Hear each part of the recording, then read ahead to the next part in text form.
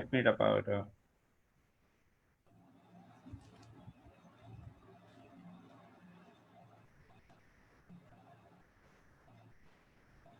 জি। Corona মোকাবেলায় স্বাস্থ্য ব্যবস্থাপনা শীর্ষক আজকের এই আলোচনা অনুষ্ঠানে আমি সবাইকে শুভেচ্ছা জানাচ্ছি। আমাদের আজকের এই আলোচনায় যুক্ত আছেন চারজন বিশেষজ্ঞ: অধ্যাপক ডাক্তার শাহ মনির হোসেন, সাবেক মহাপরিচালক স্বাস্থ্য অধিদপ্তর; অধ্যাপক ডাক্তার গোলাম মহিউদ্দিন ফারুক, ক্যান্সার বিশেষজ্ঞ এবং প্রকল্প পরিচালক, বাংলাদেশ ক্যান্সার সোসাইটি; মোজাহেরুল হক, সাবেক আঞ্চলিক পরামর্শক, বিশ্ব স্বাস্থ্য সংস্থা; এবং অ্যাডভোকেট সৈয়দ মাহবুবুল আলম তাহিন, আইনজীবী ও নীতি বিশ্লেষক। আপনাদের সবাইকে সালাম জানাচ্ছি এবং শুভেচ্ছা আমাদের সাথে আজকে যোগ দেওয়ার জন্য। আজকের এই অনুষ্ঠানটির আয়োজনের পিছনে রয়েছে আর্ক ফাউন্ডেশন বাংলাদেশ এবং Centre for Law and Policy Affair, CLPA। আমরা সেই সাথে আমি আছি ডক্টর রুমানা হক, আমি নির্বাহী পরিচালক আর্ক ফাউন্ডেশন, আমি সঞ্চালক হিসেবে আজকে আপনাদের সাথে থাকবো। আমি ঢাকা বিশ্ববিদ্যালয়ের অর্থনীতি বিভাগেও শিক্ষকতা করে থাকি। আমরা আজকে বাংলাদেশ এবং তথা বিশ্ব একটা কঠিন সময়ের মধ্যে দিয়ে যাচ্ছি। এই করোনা মোকাবেলায় আমাদের স্বাস্থ্য ব্যবস্থা পৃথিবীর অনেক দেশের মতোই বিপর্যস্ত, পর্যুদস্ত।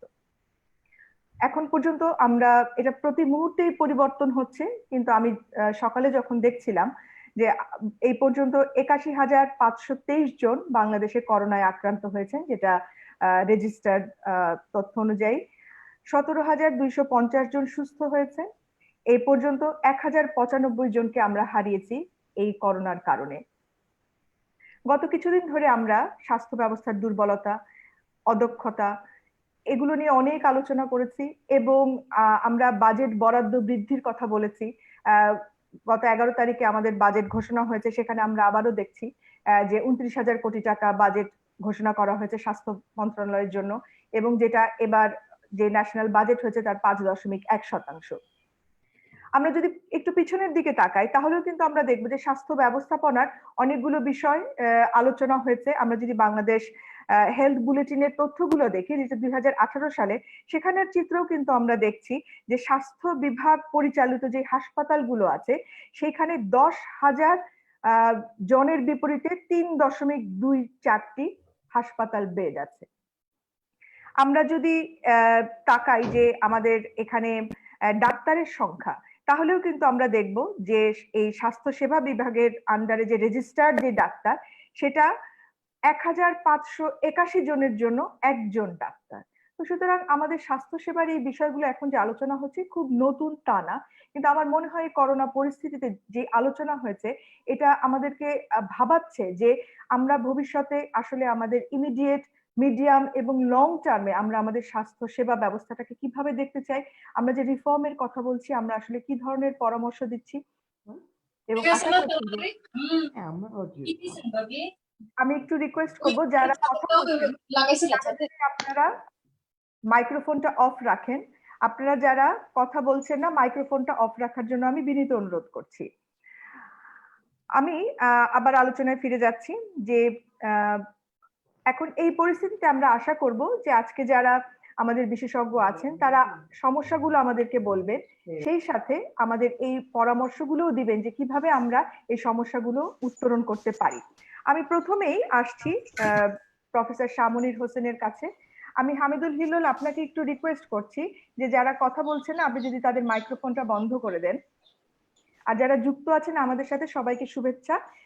আমাদের ব্যাকগ্রাউন্ড নয়েজটা অনেক সময় একটু শুনতে অসুবিধা হয়, আমি অনুরোধ করছি আপনারা যদি আপনাদের মাইক্রোফোনটা মিউট করে রাখেন। আমি প্রথমেই আসছি আমাদের বিশেষজ্ঞ অধ্যাপক শাহ মনির হোসেনের কাছে, এবং একটু বলে রাখছি যে বর্তমানে এই করোনা মোকাবেলায় ৮টি বিভাগে যে ৮ জন পরামর্শক নিয়োগ করা হয়েছে, অধ্যাপক শাহ মনির হোসেন একজন এবং তিনি ঢাকা বিভাগের দায়িত্বে আছেন। অধ্যাপক শাহ মনির হোসেন স্যার, আপনার কাছে আমার প্রথম প্রশ্ন যে এই কোভিড রেসপন্স এবং এই ম্যানেজমেন্টের আপনার দিক থেকে একটা মূল্যায়ন আমরা শুনতে চাচ্ছি যে কি আসলে আমরা অ্যাচিভ করেছি এই করোনা মোকাবেলায়, কোথায় আমরা ভালো করেছি, কোথায় আমাদের গ্যাপ ছিল, কোথায় আমরা আরো ভালো করতে পারতাম। আপনি দীর্ঘদিন স্বাস্থ্য মন্ত্রণালয়ে ছিলেন এবং এখনো আছেন এই পরামর্শক হিসাবে, প্রথমে আমরা আপনার কাছে শুনতে চাই। ধন্যবাদ। ধন্যবাদ প্রফেসর রুমানা। আমরা এই বাংলাদেশে ফেব্রুয়ারি মাসের পর থেকে আমাদের কোভিড মোকাবেলায় সারা বিশ্ব যখন একটা দুর্যোগ এবং হিমশিম খাওয়া অবস্থায়, সেই সময় বাংলাদেশ কোভিড মোকাবেলার জন্য প্রয়োজনীয় শুরু করেছে এবং পদক্ষেপ হয়েছে। সেটি হলো যে চায়না থেকে যখন আমাদের প্রায় 300-350 মতন আমাদের বাংলাদেশে ঘুরে আসলো, তাদেরকে খুব সুন্দরভাবে কোয়ারেন্টাইন করা হলো এবং 14 দিন কোয়ারেন্টাইনের পরে তাদেরকে, কিন্তু আমরা যদি যে কোনো বৈশ্বিক যেই মহামারী, এই মহামারীর দিকে যদি কন্ট্রোল করতে চাই, তাহলে আমাদের প্রথম কাজ হলো যে আমরা সাপ্রেস করতে হবে যাতে ট্রান্সমিশন না হয়। তার জন্য বিভিন্ন পদক্ষেপ নিতে হবে, প্রোটেক্ট করতে হবে জনগণকে, তার সাথে সাথে যারা হেলথ কেয়ার প্রোভাইডস করবে তাদেরকে। তারপরে আমাকে হেলথ কেয়ার নিতে হবে, অর্থাৎ কেয়ারটাকে ইনশিওর করতে হবে যারা সুস্থ হচ্ছে তাদের জন্য। এবং সবশেষে বলবো যে রিকভারি, অর্থাৎ এই উত্তরণ হয়ে গেলে পরবর্তীকালে যে ড্যামেজটা আমাদের হচ্ছে, সেই ড্যামেজটাকে রিকভারি করার জন্য পদক্ষেপ নিতে হবে। সুতরাং এই 4টি পদক্ষেপকে যদি আমরা সামনে নিয়ে আগে চিন্তা করি যে আমরা কি করেছি, আরো ভালো কি করতে পারতাম, কি করা উচিত ছিল, এবং সামনের দিকে আমাদের এই sustainable strengthening of the health সিস্টেমকে করার জন্য আমাদের কি করা উচিত। আমাদের আসলে এই যে একটু আগে বললাম যে চায়না থেকে যারা আসলো তাদের কোয়ারেন্টাইন করা হলো, তার পরেরটাই আমাদের ব্যর্থতা। পরেরটাই ব্যর্থতা হলো যখন ইউরোপ থেকে, মিডল ইস্ট থেকে যারা আসতে শুরু করলো, তাদেরকে আমরা সঠিকভাবে কোয়ারেন্টাইন করতে পারলাম।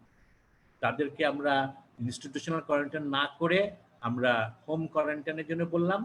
বাংলাদেশের সামাজিক অবস্থাতে এই হোম কোয়ারেন্টাইন কোনোভাবেই কার্যকর হলো না এবং সংক্রমণ শুরু হয়ে গেল।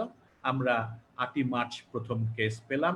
পরবর্তীকালে আপনারা জানেন যে আজকে যে অবস্থা, সেই অবস্থায় আমরা, অর্থাৎ আমাদের যে সাপ্রেস করার জন্য ফার্স্ট পদক্ষেপটা আমরা একটু ভুল করলাম। পরবর্তীকালে সাপ্রেস করার জন্য যে বিষয়গুলি খুব অত্যন্ত গুরুত্বপূর্ণ, যে আমাদের স্কুল কলেজ বন্ধ হলো, আমাদের অফিস বন্ধ হলো, কিন্তু অফিস বন্ধ হয়ে আমরা বললাম না, আমরা বলছি ঘরে থাকুন, কিন্তু ঘরে থাকতেই হবে, না থাকলে চলবে না, এবং না থাকলে এই ব্যবস্থা না হবে, এরকম কার্যক্রমটা আমরা নিতে একটু ভুল করলাম। যার জন্য আমাদের সেই আমরা একটা আমি বাংলাদেশের লকডাউন কথাটাকে সেইভাবে কার্যকরীভাবে ওইভাবে হয়নি, কিন্তু লকডাউন না হওয়ার পরিপ্রেক্ষিতে আমাদের ডিজিজ সাপ্রেস করা কঠিন হয়ে গেল, ট্রান্সমিশন শুরু হয়ে গেল। পরবর্তীকালে যেটা খুব ইম্পর্টেন্ট, যেটা হলো যে আমাদের এই হেলথ সিস্টেম এত বড় একটি প্যান্ডেমিক কে ই করার জন্য, মোকাবেলা করার জন্য প্রস্তুতি কতটুকু ছিল। আসলে যেইখানেই আমাদের কথা, যে এই প্রস্তুতিতে আমরা প্রথমেই মনে করলাম যে এদেরকে আমরা আইসোলেটেড ভাবে বিভিন্ন স্পেসিফিক হসপিটালে, অর্থাৎ কোভিড ডেডিকেটেড হসপিটাল তৈরি করে এই সমস্ত হসপিটালে নিয়ে প্রস্তুতি করব। এখানে গিয়ে আমাদের একটি দুর্বলতা আমরা প্রকাশ পেলাম। দুর্বলতা এরকম যে যে সমস্ত হসপিটালকে কোভিড ডেডিকেটেড হসপিটাল করা হলো, সেগুলি কোনোটি একটা রানিং হসপিটাল না, যার জন্য ওখানকার হিউম্যান রিসোর্সেস, লজিস্টিক্স সবকিছুতেই আমরা প্রথম দিকে ধাক্কা খেলাম। আমরা কিন্তু এখন উত্তরণ হয়েছে, ভালো উত্তরণ হয়েছে, কিন্তু প্রথম দিকে ধাক্কা খেলাম। আর একটি বড় ধাক্কা খেলাম আমাদের যারা কিনা এই হিউম্যান রিসোর্সেস, যারা সেবা দিবে, তাদের প্রোটেক্ট করার ব্যাপারে আমাদের প্রথম দিকে আমরা ধাক্কা খেলাম। এবং এখানে এই প্রোটেকশনটাকে এনশিওর ওইভাবে না করাতে আমাদের হেলথ ওয়ার্কফোর্সও একটু ডিমোটিভেটেড হয়ে গেল। সুতরাং আমি এইভাবে বলতে চাচ্ছি যে এটাকে, এই কাজটির জন্যে যেই প্রিপেয়ারনেস রেসপন্স প্ল্যান তৈরি করা দরকার, সেরকম প্ল্যান করে এটাকে ইমপ্লিমেন্ট করার জন্য যেটা দরকার, সেই জায়গাটা আমাদের কিন্তু ন্যাশনাল প্রিপেয়ারনেস রেসপন্স প্ল্যান তৈরি হয়েছে মার্চ মাসের প্রথম সপ্তাহে, কিন্তু এটার একটা ফেজ হয়েছে, 6টা-7টা পর্যন্ত ফেজ হয়েছে, কিন্তু এই প্ল্যানটাকে সঠিকভাবে ইমপ্লিমেন্ট করার জন্য যা যা করা দরকার, ওই জায়গাটায় আমি মনে করি একটু আরেকটু শক্তভাবে যদি করা যেত এবং ইমপ্লিমেন্টেশন দিলে তাহলে আরেকটু ভালো হতো। আমি কিছু বলছি ভালো হতো। আমাদের বর্তমান দেশের যে অবস্থা, স্বাস্থ্য ব্যবস্থার যে অবস্থা, একটু আগে বলা হলো যে আমাদের প্রতিদিন ডাক্তার আছে। ডাক্তার শুধু না, আমাদের নার্স আছে, আমাদের কতজন অক্সিলারি স্টাফ আছে। আমরা তো শুধু ডাক্তার দিয়ে এত বড় একটা স্বাস্থ্য ব্যবস্থা করা যাবে না। কিন্তু আমরা প্রথম থেকেই আমাদের একটা কনসেপ্টের, এইটাকে আমি গন্ডগোল বলবো না, এখানে আমাদের দেশের প্ল্যানিং এর প্রথম থেকে গন্ডগোল যে আজকের না, মানে কোভিডের আসার আগে থেকেই আমরা শুধু ডাক্তার নির্ভর স্বাস্থ্য ব্যবস্থাটাকে গড়ে তোলার চেষ্টা করেছি। কিন্তু শুধু ডাক্তার নির্ভর স্বাস্থ্য ব্যবস্থা নয়, স্বাস্থ্য ব্যবস্থার জন্য যারা এই ডাক্তারের সাথে সাথে কাজ করবে তাদেরকে ওইভাবে তৈরি করিনি। আমি মাননীয় প্রধানমন্ত্রীকে অত্যন্ত ধন্যবাদ জানাবো এবং অত্যন্ত কৃতজ্ঞতা জানাবো যে উনি ৩,৫০০ নার্সকে রিক্রুট করেছেন, সাথে সাথে ২,০০০ ডাক্তার রিক্রুট করেছেন। কিন্তু এই রিক্রুটমেন্ট আমাদের আরো অনেক দরকার ছিল। আমাদের nursing staff is much more laser then the medical graduates. এই জায়গাটায় আমাদের অনেক মানে হিউম্যান রিসোর্সের ইমব্যালেন্সটা আমাদেরকে অনেকখানি মানে ইমিডিয়েট অ্যাকশন নিতে সহযোগিতা করে নাই। আমরা আমাদের হসপিটালের আরেকটি বড় দুর্বলতা, যেটা অনেক সময় আছে, যে আমাদের ক্রিটিক্যাল কেয়ার ইউনিটটা খুব স্ট্রং না। আমরা নর্মাল সময় আমরা দেখেছি যে ঢাকা মেডিকেল কলেজে মাত্র 10টা ক্রিটিক্যাল কেয়ার ইউনিট বা 20টা ক্রিটিক্যাল কেয়ার ইউনিট, এবং ওখানে বেশিরভাগ দিনই 50% রুগীকে ফেরত দিতে হয়েছে। আমি কোভিডের আগের কথা বলছি, 50% রুগীকে ফেরত দিতে হয়েছে, তারা ক্রিটিক্যাল কেয়ার ইউনিটের জায়গা পায়নি। অর্থাৎ বাংলাদেশে ক্রিটিক্যাল কেয়ার ইউনিটের স্ক্যারসিটিটা প্রচুর পরিমাণে আগেই ছিল। কোভিড যখন আসলো তখন এটার প্রয়োজনটা অনেক বেড়ে গেল, কিন্তু ইমিডিয়েটলি এত বড় একটি ক্রিটিক্যাল কেয়ার ইউনিট ডেভেলপ করা সম্ভব হয়নি। আজকে আমরা দেখছি প্রায় 450-500 ক্রিটিক্যাল কেয়ার ইউনিট বেড তৈরি হয়ে গেছে, কিন্তু আজকে 3 মাস পরে। কিন্তু আমি এই জন্য ওইভাবে বলছি, 3 মাস তো লাগবেই একটা ক্রিটিক্যাল কেয়ার ইউনিটের লজিস্টিক্স প্রকিউরমেন্ট করা, ট্রেন করা, সেট আপ করা, ফিজিক্যাল ফ্যাসিলিটিস তৈরি করা। কিন্তু এই 3 মাস যদি আমরা আরো আগে থাকতে করতে পারতাম তাহলে হয়তো আমাদের ক্রিটিক্যাল কেয়ার ইউনিট আরো বেড়ে যেত। এই সমস্ত কথা বলার উদ্দেশ্য হলো যে আমরা এই কোভিড থেকে যেই আমাদের কোভিড শক আমাদেরকে যে শিক্ষা দিচ্ছে, সেই শিক্ষা থেকে আমাদেরকে সামনের দিকে এগিয়ে যাওয়ার জন্য আমাদের হেলথ সিস্টেমকে এখন সিস্টেমকে স্ট্রেংথেনিং করার জন্য আমরা বহুবার বলে, আমি বলবো ৯৮ সালে যখন আমরা হেলথ সিস্টেমের একটা বিরাট আনার চেষ্টা করলাম, যে এই রিফর্মটা আনতে গিয়ে যে সমস্ত পদক্ষেপ করে আমরা শুরু করেছিলাম, আমাদের দেশের আমি বলবো যে রাজনৈতিক অবস্থা এবং অন্যান্য অবস্থার পরিপ্রেক্ষিতে আমরা কখনই একটা সাস্টেইনেবল ডেভেলপমেন্টের দিকে আগাতে পারি না। কারণ আমাদের সাস্টেইনেবল ডেভেলপমেন্ট করতে গিয়ে রাজনৈতিক অবস্থার জন্য এটার অনেক পরিবর্তন হয়, এবং সেই আলোকেই ২০৯৮ সালে যে রিফর্ম নেওয়া হয়েছিল সেই রিফর্মটাকে কার্যকরীভাবে এগিয়ে নিয়ে যাওয়া যায়নি, যাতে কিনা আজকে 2020-এ এসে আমরা ওটার কোনো ফল পেতে পারি কিনা। এখন আমাদের সবাইকে চিন্তা করতে হবে যে আমাদের 2030-এ আমরা কোথায় যাব, এবং এখন থেকেই যদি আমরা আমাদের হেলথ সিস্টেম স্ট্রেংথেনিং প্রোগ্রামটাকে একটা short, medium, intermediate, long term planning এর মাধ্যমে তৈরি না করতে পারি, আমাদের ভিশন যদি না করতে পারি, এবং আমি শুধু সবসময় বলি যে আমরা একটা শর্ট প্রোগ্রাম করি, 5 বছরের একটা প্ল্যান করলাম, 5 বছর পরে কি হবে সেটা আর করছি না, কিন্তু আমাদের প্রোগ্রাম হওয়া উচিত 30 বছরের প্রোগ্রাম হওয়া উচিত। সুতরাং সেই কথা চিন্তা করে যদি আমরা আগাই যে 30 বছর ফেজ ওয়াইজ, 5 বছর এটা হবে, নেক্সট 5 ইয়ার্স এটা হবে, আমরা 5 ইয়ার প্ল্যানে যখন করি তখন নেক্সট 5 ইয়ার প্ল্যানে কি হবে সেই ভিশনটা আমরা নিচ্ছি না। এখন আমাদের কি করা উচিত? আমরা যদি হেলথ সিস্টেম স্ট্রেংথেনিং এর 6টা ব্লক নিয়ে চিন্তা করি, WHO যে 6টা ব্লক আছে তার ভিতরে প্রথম যেটা হলো হেলথ সার্ভিস। আমাদের হেলথ সার্ভিস দেওয়ার জন্য we need not only the infrastructure, we need infrastructure, logistics, human resources, এবং তার সাথে সাথে অ্যাপ্রোপ্রিয়েট গভর্নেন্স অ্যান্ড ম্যানেজমেন্ট। এই জায়গাটা বোধহয় আমি একটু জোর দিয়ে বলতে চাচ্ছি যে আমরা যখনই হিউম্যান রিসোর্সের কথা চিন্তা করি তখন আমরা ক্লিনিক্যাল হিউম্যান রিসোর্স তৈরি করছি, কিন্তু আমরা আমার মনে হয় আমার পরে প্রফেসর মাজহারুল হক সাহেব আরো ডিটেলস বলেন যে পাবলিক হেলথ হিউম্যান রিসোর্স কথা আমরা চিন্তাই করি না, আমাদের দেশে ওরকম নাই, অথচ public health is the messed মানে ব্যাকবোন হেলথ সিস্টেম। এবং তারপরে অন্যান্য গুলি আমরা চিন্তা করছি। তার মানে আমি বলতে চাচ্ছি যে আমাকে শুধু ইনফ্রাস্ট্রাকচার তৈরি করলে হবে না, তার সাথে সাথে আজকে বাজেট ঘোষণা হয়েছে। আমার বাজেটে যে যেটাই আমি আমি ইকোনমিক্স না, সুতরাং বাজেট নিয়ে ডিটেলস আলোচনা করবো না।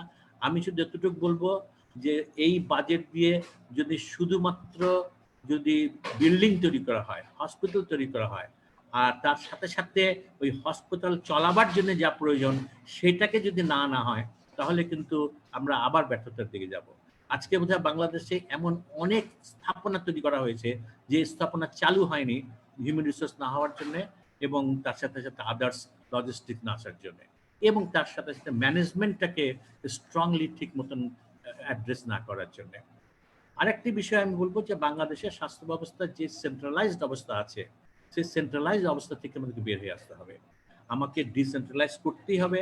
কারণ আমি ঢাকায় বসে কক্সবাজারের স্বাস্থ্য ব্যবস্থাকে কন্ট্রোল করব, এটা বোধহয় কখনোই হবে না।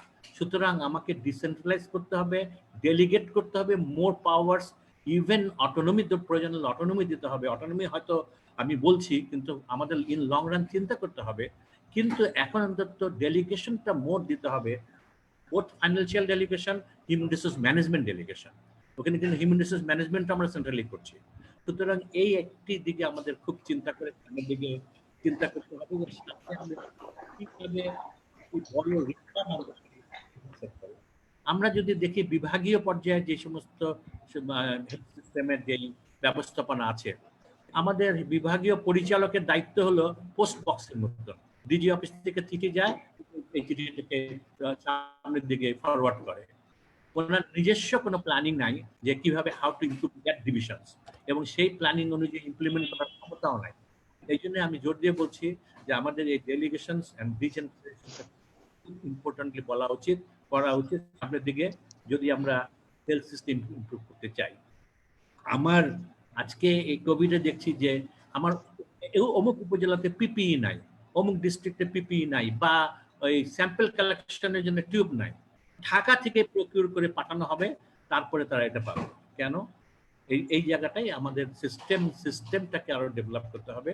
আমি সুতরাং আমাদের হেলথ সার্ভিসটাকে যদি ইমপ্রুভ করা যায়, আমার হিউম্যান রিসোর্স ম্যানেজমেন্ট, আমাদের বাংলাদেশের কোনো ক্যারিয়ার ডেভেলপমেন্ট প্রোগ্রাম নাই ফর দি হিউম্যান রিসোর্সেস। তাহলে আমি ক্যারিয়ার ডেভেলপমেন্ট প্রোগ্রাম না করে আমি কিভাবে হিউম্যান রিসোর্স ডেভেলপ করব? সুতরাং we must have a career development program, খুব ক্লিন কাট। কারণ আমাদের মতন এরকম ক্যাডার, আমি ক্যাডার বলছি এর জন্য যে হেলথ ক্যাডার এরকম নাই যে আমরা কেউ শিক্ষক হব, কেউ কনসালটেন্ট বা সার্ভিস প্রদান করব, কেউ ম্যানেজার্স হব। অর্থাৎ তিনটি গ্রুপ, এবং এই তিনটি গ্রুপকে কিন্তু আমরা ক্যাডার করে আমাদের কোনো রকম কোনো ক্যারিয়ার প্ল্যান, সুতরাং আমাদের এটা চিন্তা করতে হবে আমি কিভাবে করব।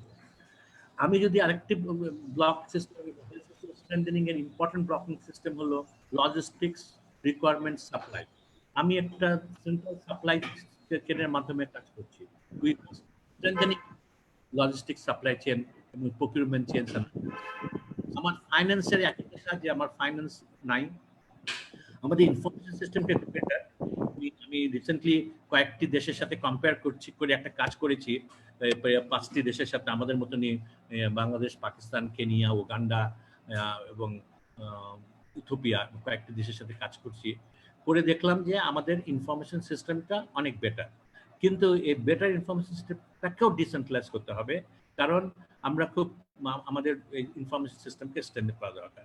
তার মানে আমি বলতে চাচ্ছি যে আমাদের এই যে হেলথ সিস্টেম স্ট্রেংথেনিং এর জন্য যে সমস্ত কাজগুলি, এইগুলি যদি আমরা লং টার্ম প্রোগ্রাম করে না করি, আজকে বাংলাদেশে একটু আগে বলা হয়েছে যে প্রতি 10,000 লোকের জন্য 8টি বেড আছে, কিন্তু এই 8টি বেড দিয়ে তো আমাদের দেশ চলবে না। এখনই তো যা অবস্থা হচ্ছে, আগামী 1 সপ্তাহ পরে বোধহয় আমরা কোনো আমাদের কোভিড রোগীরা কোনো বেড পাবে না, বেড ক্রাইসিস হয়ে যাবে। সুতরাং সেই ক্ষেত্রে এই বেডটাকে যদি ইনক্রিজ করতে হয়, তার সাথে সাথে অন্য সবগুলিকে ইনক্রিজ করতে হবে। আমি এই জায়গাটাই জোর করে বলতে চাচ্ছি যে আমাদের এই যে management is another important part. আমরা কারা হেলথ সার্ভিস ম্যানেজ করছে, তাদেরকে কিভাবে তৈরি করা হচ্ছে, আর দে are well trained two B a manager, এই জায়গাগুলিকে আমাদের করতে হবে। আমি আবারও রিপিট করলাম কথাটা যে আমাকে ক্যারিয়ার ডেভেলপমেন্ট প্ল্যান করতে হবে। যারা ম্যানেজার হবে তাদের জন্য এক ধরনের, যারা ক্লিনিক্যাল সাইডে আসবে তাদের জন্য একরকম, যারা টিচিং সাইডে যাবে তাদের জন্য একরকম। সুতরাং এটাও আমাদের একটা বড় ক্রাইসিস। এর সাথে সাথে আরেকটি বড় জিনিস, আমি কিভাবে এটাকে দূর করা যাবে জানি না, আমাদের প্রচুর হয়তো পদ আছে কিন্তু পদ শূন্য আছে। এই শূন্য পদ পূরণ করতে আমাদের অনেক সময় অনেক বড় রকম গ্যাপ হয়ে যায়। এবং তার সাথে সাথে আমরা যখনই কোনো প্রতিষ্ঠান তৈরি করে নতুন পদ সৃষ্টি করতে যাব, তখন বিভিন্ন রকম বাধা আসে। সুতরাং আমাকে পদ সৃষ্টি করতে হবে, পদ সৃষ্টি না করে কোনো নতুন স্থাপনা করা উচিত না। এবং তার সাথে সাথে আমাদের যে ভ্যাকেন্ট পদগুলি আছে সেইগুলি রেগুলারভাবে যাতে ফিল আপ হয়, সেই একটা বিষয়। এখন আমার জানা মতে 6,500 হেলথ অ্যাসিস্ট্যান্টের পদ ভ্যাকেন্ট আছে। তাহলে আমি কিভাবে এই যে মানে প্রাইমারি হেলথ কেয়ার বলি বা কমিউনিটি হেলথ সিস্টেমকে ডেভেলপ করার কথা বলছি, how we can do it with the vacancy. Even কি আমার আজকে ইউপিআই প্রোগ্রাম সাফার করছে এই 6,500 ভ্যাকেন্ট পোস্ট না থাকার জন্য। সুতরাং সেই ক্ষেত্রে আমাদেরকে ভ্যাকেন্সিকে কিভাবে ইমিডিয়েটলি সবসময় রিফিল করা যায়, ভ্যাকেন্ট যাতে না থাকে, সেরকম একটা সাস্টেনেবল প্রোগ্রাম আমাদেরকে আনতে হবে for human resource management and human resource development. আমি বোধহয় সময় বেশি নিয়ে নিচ্ছি। ধন্যবাদ। ধন্যবাদ স্যার। তাহলে আমরা আবার আরেক রাউন্ডে আসবো আপনার কাছে। ধন্যবাদ সবাইকে। খুবই মূল্যবান স্যার, আপনি আমাদের সাথে থাকবেন, আমরা আবার আসবো। আমি এবার যাচ্ছি আমাদের দ্বিতীয় যে বক্তা আছেন জনাব মাজহারুল হক, আপনার কাছে। আমাদের প্রফেসর শামুনুর হোসেন যেমন উল্লেখ করেছিলেন যে আমাদের স্বাস্থ্য ব্যবস্থাপনায় শুধু ডাক্তারের উপরে আমরা অনেক সময় নির্ভর করি, কিন্তু হেলথ টেকনোলজিস্ট, মেডিকেল টেকনোলজিস্ট, এই যে হেলথ অ্যাসিস্ট্যান্ট, এরকম আরো যে স্বাস্থ্যসেবার সাথে যারা জড়িত আছেন এদের অনেক সংখ্যা কম আছে। সে সাথে আমরা আরেকটা কথা বলি যে সেটা আমাদের পাবলিক হেলথ এক্সপার্টও কিন্তু আমাদের স্বাস্থ্য ব্যবস্থাপনায় সেভাবে জড়িত নাই, এবং আমাদের পাবলিক হেলথ এক্সপার্ট আমাদের মিনিস্ট্রি অফ হেলথের সাথে সেভাবে কম সংখ্যক থাকার কারণে আমরা দেখেছি যে সবসময় আমাদের পাবলিক হেলথ যে অ্যাক্টিভিটি গুলো সেগুলো কিন্তু কম আমরা দেখেছি। আমরা একদম সেন্ট্রাল লেভেল থেকে শুরু করে একদম লোকাল লেভেল পর্যন্ত যে আমাদের প্রিভেন্টিভ কেয়ার গুলো অনেক সময় কিন্তু কম্প্রোমাইজ হয়েছে। তা আমি আপনার কাছ থেকে আসলে জানতে চাচ্ছি যে আপনি কিভাবে দেখছেন যে এই বর্তমান কোভিড পরিস্থিতিতে আমাদের পাবলিক হেলথের অ্যাপ্রোচটা কিরকম হওয়া উচিত, এবং আমরা ভবিষ্যতে আসলে এই পাবলিক হেলথ এবং প্রিভেন্টিভ মেজার গুলোকে আসলে কিভাবে নিয়ে যাব আমাদের আগামী দিনগুলোতে। জনাব মোজাহিরুল হক, আমরা শুনতে পাচ্ছি না, একটু আপনি আনমিউট করে নিলে আমরা শুনতে পারবো। ধন্যবাদ আপনাকে। ধন্যবাদ। আমি কিছু কিছু শুনতে পেরেছি, কিছু কিছু অডিও কানেকশনের জন্য শুনতে পারিনি শামুনি সাহেবের বক্তব্য। তবে উনি সুন্দরভাবে শেষের দিকে যে কথাগুলি বলেছেন, বিশেষ করে আমাদের যে স্বাস্থ্য মানব সম্পদ ব্যবস্থাপনা, খুব সুন্দর বলেছেন উনি, কারণ উনি এগুলির সাথে জড়িত ছিলেন।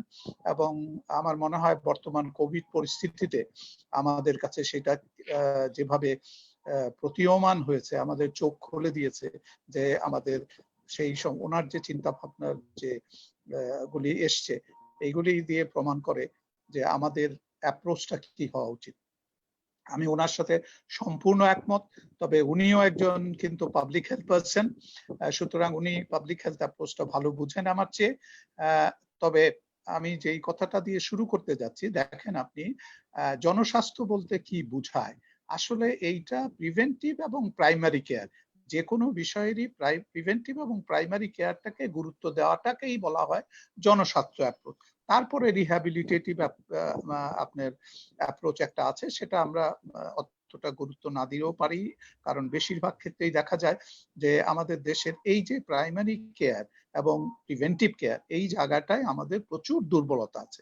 আমি সিম্পল একটা এক্সাম্পল দিই আপনাকে। এই যে আজকে আমরা হাত ধোয়ার কথাটা বলছি, এই কোভিড প্যান্ডেমিক নিয়ন্ত্রণের জন্য এইটা সবচেয়ে মূল্যবান approach. This is a public health approach. আরেকটা দেখেন, প্রিভেনশনের জন্য আমরা কি বলছি, সবাইকে মাস্ক পরতে হবে, এবং আপনার চোখ ঢাকার জন্য আপনাকে কিন্তু ফেস শিল্ড ব্যবহার করতে হবে অথবা গগলস ব্যবহার করতে। This is a public health approach. তার মানে তৃতীয়টা কি বলছি মানুষকে, যে আপনারা ডিস্টেন্স মেনটেন করবেন 6 ফিট পর্যন্ত, তাহলে this is a public health approach. আবার আপনার এই যে আমরা আজকে কোভিড নিয়ন্ত্রণের সময় যেখানে আসছি, বলছি যে আমাদের এটা নিয়ন্ত্রণ করতে হবে, নির্মূল করতে হবে, এবং এইটার জন্য দেখেন আমরা কি করছি, একটা লকডাউন একটা বৈজ্ঞানিক পদ্ধতি নিচ্ছি। এই যে আপনার সায়েন্টিফিক অ্যাপ্রোচ, একটা lockdown is a scientific approach. এই অ্যাপ্রোচের মাধ্যমে মানুষের চলাচলকে আমরা সীমাবদ্ধ করে দেই, সীমিত করে দেই, বন্ধ করে দেই, এবং তার মাধ্যমে আমরা যেটা দেখি যে এইটার মাধ্যমে আমরা সংক্রমণটাকে দমাতে পারছি কিনা। আজকে দেখেন এই যে আমি যে কটা পাবলিক হেলথ অ্যাপ্রোচের এই কোভিড সময়ে বললাম, এই অ্যাপ্রোচগুলি নিয়েই কিন্তু পৃথিবীর বিভিন্ন দেশ তাদের এই কোভিডটাকে নিয়ন্ত্রণে এনেছে এবং তাদের স্বাভাবিক জীবনযাত্রায় আস্তে আস্তে ফিরে আসছে। এখন এই কথা বলে আমি যেটা প্রথমেই বলবো সেটা হলো আমাদের হেলথ পলিসিটা কি পাবলিক হেলথ পলিসি কিনা।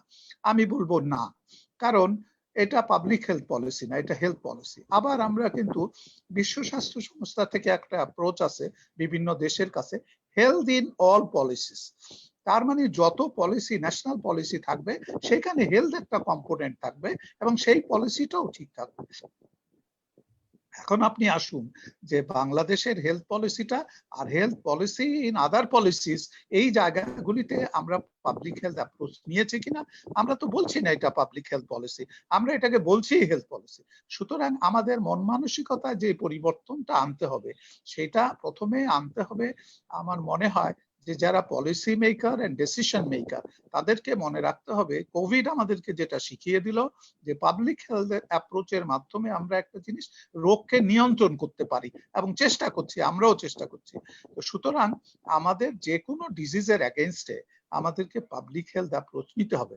সুতরাং আমাদের পলিসিটাও পাবলিক হেলথ পলিসি হতে হবে। অন্য আমার যদি লেবার পলিসি থাকে, এডুকেশন পলিসি থাকে, সেই জায়গাগুলিতেও আমাদেরকে মনে রাখতে হবে যে সেই জায়গায়ও যেমন শিক্ষানীতির সাথে যে হেলথ পলিসিটা থাকবে শিক্ষা মন্ত্রণালয়ের, সেইখানেও তাদের পাবলিক হেলথ অ্যাপ্রোচ। কেমন পাবলিক হেলথ অ্যাপ্রোচ? আমি আরেকটা এক্সাম্পল দিই। আজকে যদি শিক্ষা মন্ত্রণালয় তাদের যত প্রাইমারি স্কুল আছে সেই স্কুলগুলিতে যদি হাত ধোয়াটা শেখাতো, ঠিক আছে, তাইলে আজকে কি হতো? আজকে দেখেন এই হাত ধোয়াটা কিন্তু সারা দেশের জনগণের মধ্যে আগে থেকেই জানা থাকতো যে এইভাবে হাত ধুলে আমরা 10টা রোগ থেকে যেমন বাঁচতে পারি, আজকে কোভিড থেকেও বাঁচতে পারি। সুতরাং এই পলিসিটা থাকা উচিত ছিল। আবার আমি এডুকেশন পলিসির মধ্যে এটা বলে আমি যে জায়গাটায় আসতে চাচ্ছি যে আমাদের পলিসি মেকার, ডিসিশন মেকারদের আগে চিন্তা করতে হবে যে আমাদের ন্যাশনাল পলিসিটাকে একটা পাবলিক হেলথ অ্যাপ্রোচ দিতে হবে। তাহলেই আমরা একটা লিমিটেড রিসোর্স যেই একটা দেশ, আমি বাংলাদেশকে কখনো গরিব দেশ ভাবি না। It's not a poor country. Poor বলতে আমার কাছে পুয়ারের মানে হলো হতভাগা দেশ। হতভাগা দেশ আমি এই জন্য বলবো যে আমার লিমিটেড রিসোর্স আছে, সেই রিসোর্সটাকে আমি জুডিশিয়ালি ব্যবহার করছি কিনা। আজকে আমরা স্বাস্থ্য ব্যবস্থাপনায় গেলে দেখি যে একটা অদক্ষ জনশক্তি স্বাস্থ্য ব্যবস্থাপনায় আছে, তারা দক্ষভাবে স্বাস্থ্য ব্যবস্থাপনা করতে পারছে না। তার প্রমাণ হলো আপনি দেখেন গত পঞ্চবার্ষিক পরিকল্পনায় আমাদের যে বাজেটটা ছিল তার মাত্র, আমি ইফ আই রিমেম্বার কারেক্টলি, মাত্র 21% আমরা ব্যবহার করতে পেরেছি।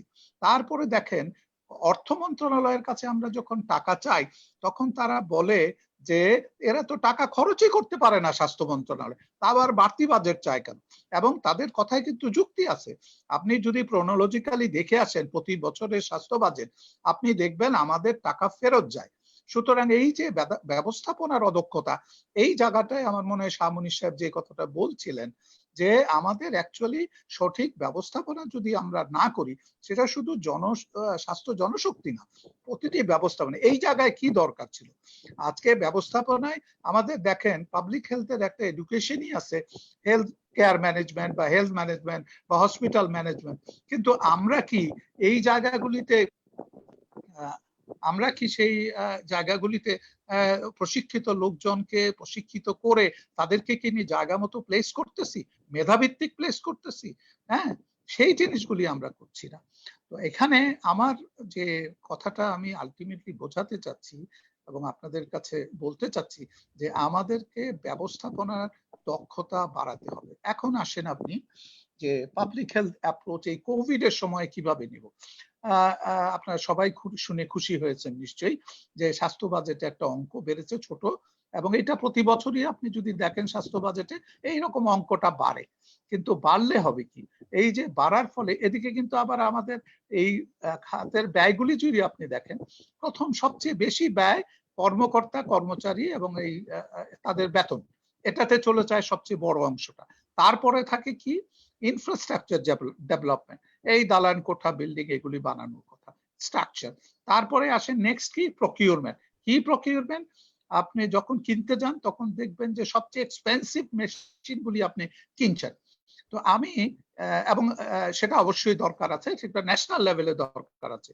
কিন্তু পাবলিক হেলথ অ্যাপ্রোচের জন্য আজকে কোভিড এর জন্য কি দরকার হয়ে দাঁড়াচ্ছে সেটা বলার আগে আমি বলবো যে যুগ যুগ ধরে আমরা শুনে আসছি যে স্বাস্থ্য মন্ত্রণালয়ের দুর্নীতির কথা, যুগ যুগ ধরে আমরা শুনে আসছি স্বাস্থ্য মন্ত্রণালয়ের টাকার অপচয়ের কথা। এবং রিসেন্টলিও আপনি যদি দেখেন পত্রিকায় দেখবেন এবং আপনাদের মিডিয়া বিভিন্ন মিডিয়ায় আমরা যেগুলি দেখি সেইখানে এই দুটো বিষয় বারবার আসতেছে ঘুরে ফিরে, যে অপ্রয়োজনীয় যন্ত্রপাতি কেনা হয়েছে এবং সেটা বেশি দামে কেনা হয়েছে এবং সেটা অব্যবহৃত থেকে গেছে।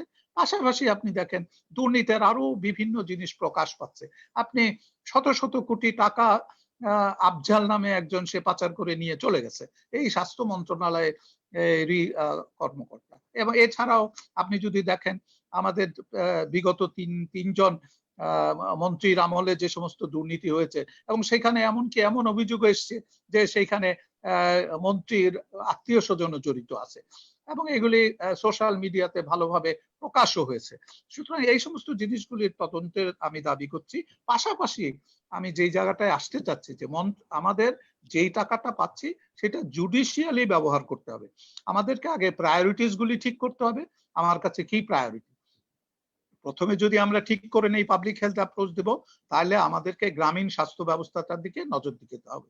কারা গ্রামীণ স্বাস্থ্যটা দেখেন, আমাদের সরকারিভাবে দেখেন উপজেলা হেলথ কমপ্লেক্সটা, এইটাকে যদি আমরা একটা ফোকাল পয়েন্ট মনে করি বা নিউক্লিয়াস মনে করি, তাহলে তার নিচে যারা আছেন কমিউনিটি ক্লিনিক, আমাদের union health centre, sub centre, তারপরে আমাদের উপজেলা হেলথ কমপ্লেক্স। এখন ধরুন কোভিড রোগীরা 85% রোগী হয়তো বাসায় হোম কেয়ারে ভালো হয়ে যাবেন, কিন্তু অবশ্যই ডাক্তারের কেয়ারে থেকে, তাই না? কিন্তু আমাদের একটা আইসোলেশনের সুন্দর ব্যবস্থা আছে আমাদের উপজেলা হেলথ কমপ্লেক্সে। এখন কথা হলো এই আইসোলেশনের জায়গাটায় আপনি যদি খোঁজ নিয়ে দেখেন, এই আইসোলেশনে যে একজন কোভিড রোগীকে আপনি পাঠাবেন তার জন্য প্রথম দরকার হলো অক্সিজেন, তারপরে কি দরকার হাই ফ্লো নেজাল ক্যানুলা, তারপরে কি দরকার একটা অক্সিজেন মাস্ক। আপনি খোঁজ নিয়ে দেখেন, আমরা খোঁজ নিয়ে দেখি যে এই বেসিক তিনটা জিনিস আইসোলেশনে একটা কোভিড পেশেন্টকে নেওয়ার পরে অতি প্রয়োজনীয় যে চিন্তা জিনিস, এই তিনটা জিনিস কয়টা উপজেলা হেলথ কমপ্লেক্সে আছে? নাই।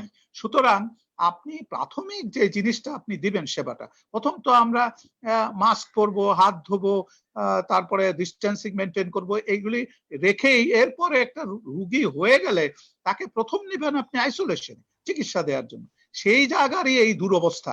সুতরাং এরপরে যেটা কি লাগবে, তাকে উপজেলা হেলথ কমপ্লেক্সে এই সেবাগুলি দেওয়ার পরে এরপরে যদি তার কোনো রেসপিরেটরি ডিস্ট্রেস হয় বা অ্যাকিউট রেসপিরেটরি ডিস্ট্রেস সিনড্রোম হয় বা প্রাইমারি নিউমোনিয়ার মতো অবস্থা হয়, তাইলে তাকে দিতে হবে কি, তাইলে তাকে নিরবিচ্ছিন্ন একটা অক্সিজেন সাপ্লাই দিতে হবে। সেই জন্য কি আপনার কোনো স্টোরেজ আছে উপজেলা হেলথ কমপ্লেক্সে? নাই। এবং আশ্চর্যের ব্যাপার হলো যে আমরা তাকে যে ওখান থেকে অক্সিজেন মাস্ক পরিয়ে অক্সিজেন সিলিন্ডার দিয়ে আমরা যে আজকে তাকে কোনো একটা হসপিটালে পাঠাবো যে এখানে পরবর্তী সেবাটা দিতে পারে, সেই সুযোগটাও পর্যন্ত আপনার উপজেলা হেলথ কমপ্লেক্সে সেই ধরনের একটা অ্যাম্বুলেন্সও নাই। অ্যাম্বুলেন্স আছে কিন্তু সেইখানে যে সুযোগ সুবিধাগুলি থাকা দরকার, অ্যাম্বুলেন্সের যে ক্রিটিক্যাল কেয়ার একটা পেশেন্টকেই তো অ্যাম্বুলেন্সে ক্যারি করে আমরা উন্নত চিকিৎসার জন্য আনবো, তা কিন্তু নাই। সুতরাং আমার প্রাথমিক একটা অনুরোধ রইল, আগামী দিনের স্বাস্থ্য ব্যবস্থাপনার ভিতরে ফোকাসটা দিতে হবে বাংলাদেশের 64% লোক যারা নাকি গ্রামে বাস করে, তাদের যে নাকি মেইন সেবা পাওয়ার প্রাথমিক সুযোগ যেটা সেটা হলো আপনার আমাদের যে উপজেলা হেলথ কমপ্লেক্স, এইটাকে প্রাথমিকভাবে স্ট্রেংথেন করে ফাংশনাল করতে হবে। একটা থাকলেই হলো না, এটা কতখানি ফাংশনাল দেখতে হবে। এবং উপজেলা হেলথ কমপ্লেক্স গুলি মোস্টলি ফাংশনাল না, নানা কারণে। আমি সেই কারণগুলি এই ছোট্ট পরিসরে বলতে যাব না, আমি পরবর্তী পর্যায়ে আসি। এখন এটাকে স্ট্রেংথেনিং করতে হবে এবং ফাংশনালি স্ট্রেংথেনিং করতে হবে যাতে এটা প্রপারলি ফাংশন করতে পারে। পরবর্তী কাজটা কি? এরপরে আমার জেলা পর্যায়ের স্বাস্থ্য ব্যবস্থা। আপনি প্রধানমন্ত্রীকে অত্যন্ত ধন্যবাদ যে উনি বলেছেন যে জেলা হাসপাতালগুলিতে আইসিইউ বেড থাকতে হবে।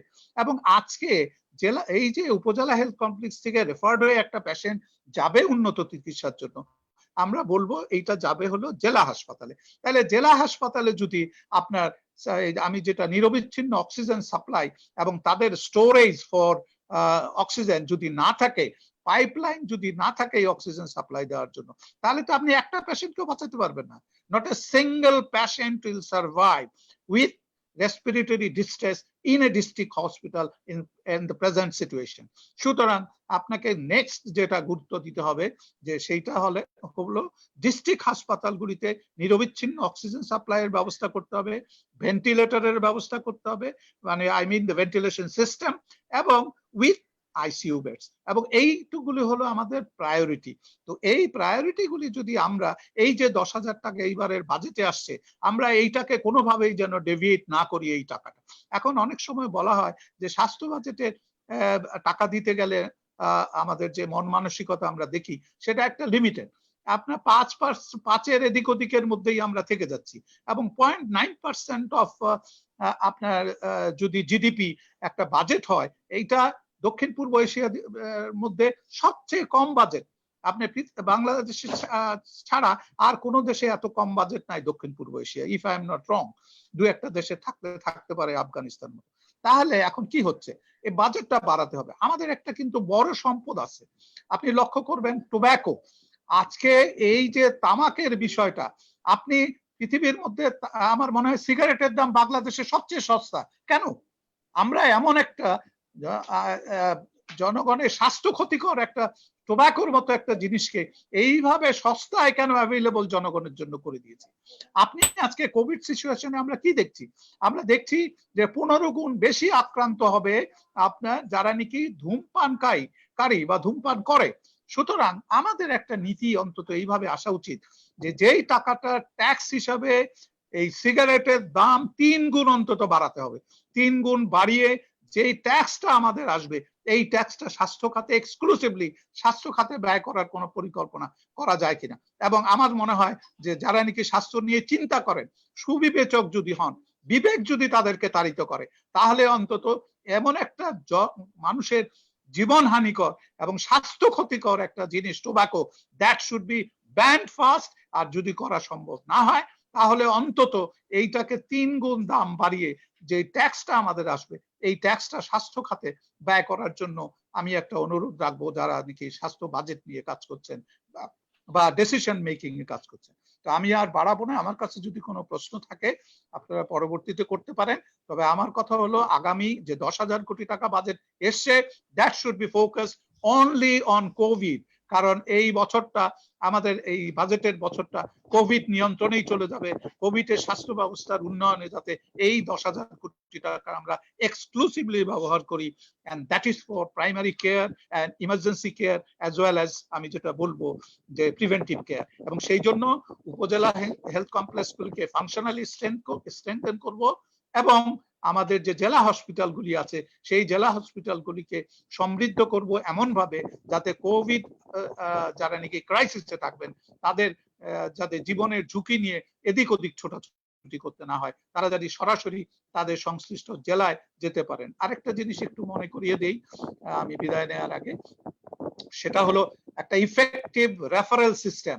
আমার মা দিনাজপুরে থাকেন বা আমার মা সেই সিলেটে থাকেন, তাই ইনি কিভাবে একটা বিশেষায়িত সেবা পেতে পারেন ন্যাশনাল হাসপাতালগুলিতে, তার জন্য একটা ইফেক্টিভ রেফারেল সিস্টেম যেটা নাকি কমিউনিটি ক্লিনিক থেকে শুরু করে, ইউনিয়ন সেন্টার থেকে শুরু করে, উপজেলা থেকে শুরু করে জেলা হয়ে যাতে ন্যাশনাল বিএসএমএমইউতে বা আমাদের যে সমস্ত neurological institute, kidney institute, cardiac institute, এই সমস্ত ইনস্টিটিউটে রেফার্ড হয়ে সরাসরি আসতে পারেন, সেই ধরনের একটা ব্যবস্থা করা যায় কিনা একটা হেলথ কার্ড সিস্টেমের মাধ্যমে। লেট আস ইন্ট্রোডিউস এ হেলথ কার্ড, যেটার মাধ্যমে রেফার্ড হয়ে প্রপারলি একটা মানুষ প্রাথমিক সেবা থেকে শুরু করে ইমার্জেন্সি কেয়ার থেকে শুরু করে স্পেশালাইজড সেবাটা পেতে পারে। ধন্যবাদ আপনাদের সবাইকে। ধন্যবাদ জনাব মাজহারুল হক, আপনি খুবই গুরুত্বপূর্ণ কিছু বিষয় আমাদের সামনে তুলে ধরেছেন। আমরা আবার আপনার কাছে আসবো, আপনি আমাদের সাথে যুক্ত থাকবেন। আমি এবার যাচ্ছি আমাদের যে তৃতীয় বক্তা অধ্যাপক ডাক্তার গোলাম মহিউদ্দিন ফারুক।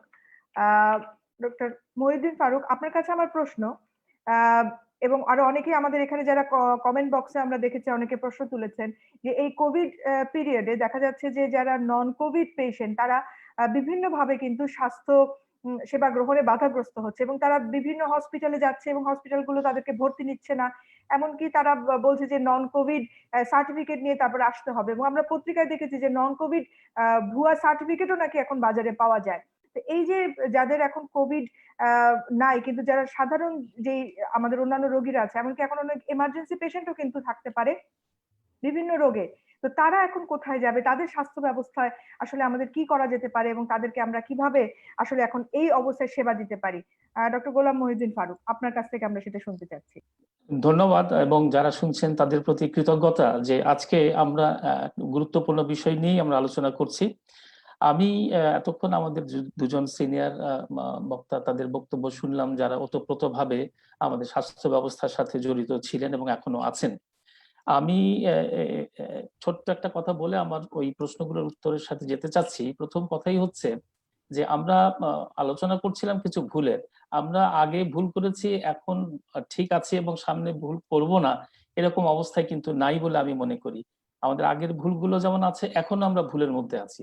আমি একটা ছোট্ট উদাহরণ দিই যে আমাদের দুজন সম্মানিত বক্তা যে কথাগুলো বললেন সেগুলি সবই সত্য। তার মধ্যে বড় বিষয় যেটি হচ্ছে, আমরা যদি আমাদের স্বাস্থ্য অবস্থাটা চিন্তা করি, অর্থাৎ এই যে বাংলাদেশে যে স্বাস্থ্য পরিচালনাটা কিভাবে হচ্ছে, একটি হচ্ছে পুরোপুরি সরকারি ব্যবস্থাপনায় স্বাস্থ্য ব্যবস্থাপনা চলছে এক, দ্বিতীয় হচ্ছে নন প্রফিট অর্গানাইজেশন যেগুলো আছে তারা এই নন প্রফিট অর্গানাইজেশনের একটি প্রাইভেট নন প্রফিট, আরেকটা হচ্ছে প্রাইভেট ফর প্রফিট, আর একটা হচ্ছে কিছু ইন্টারন্যাশনাল অর্গানাইজেশন আমাদের এখানে কাজ করে, আর ইনফর্মাল সেক্টর।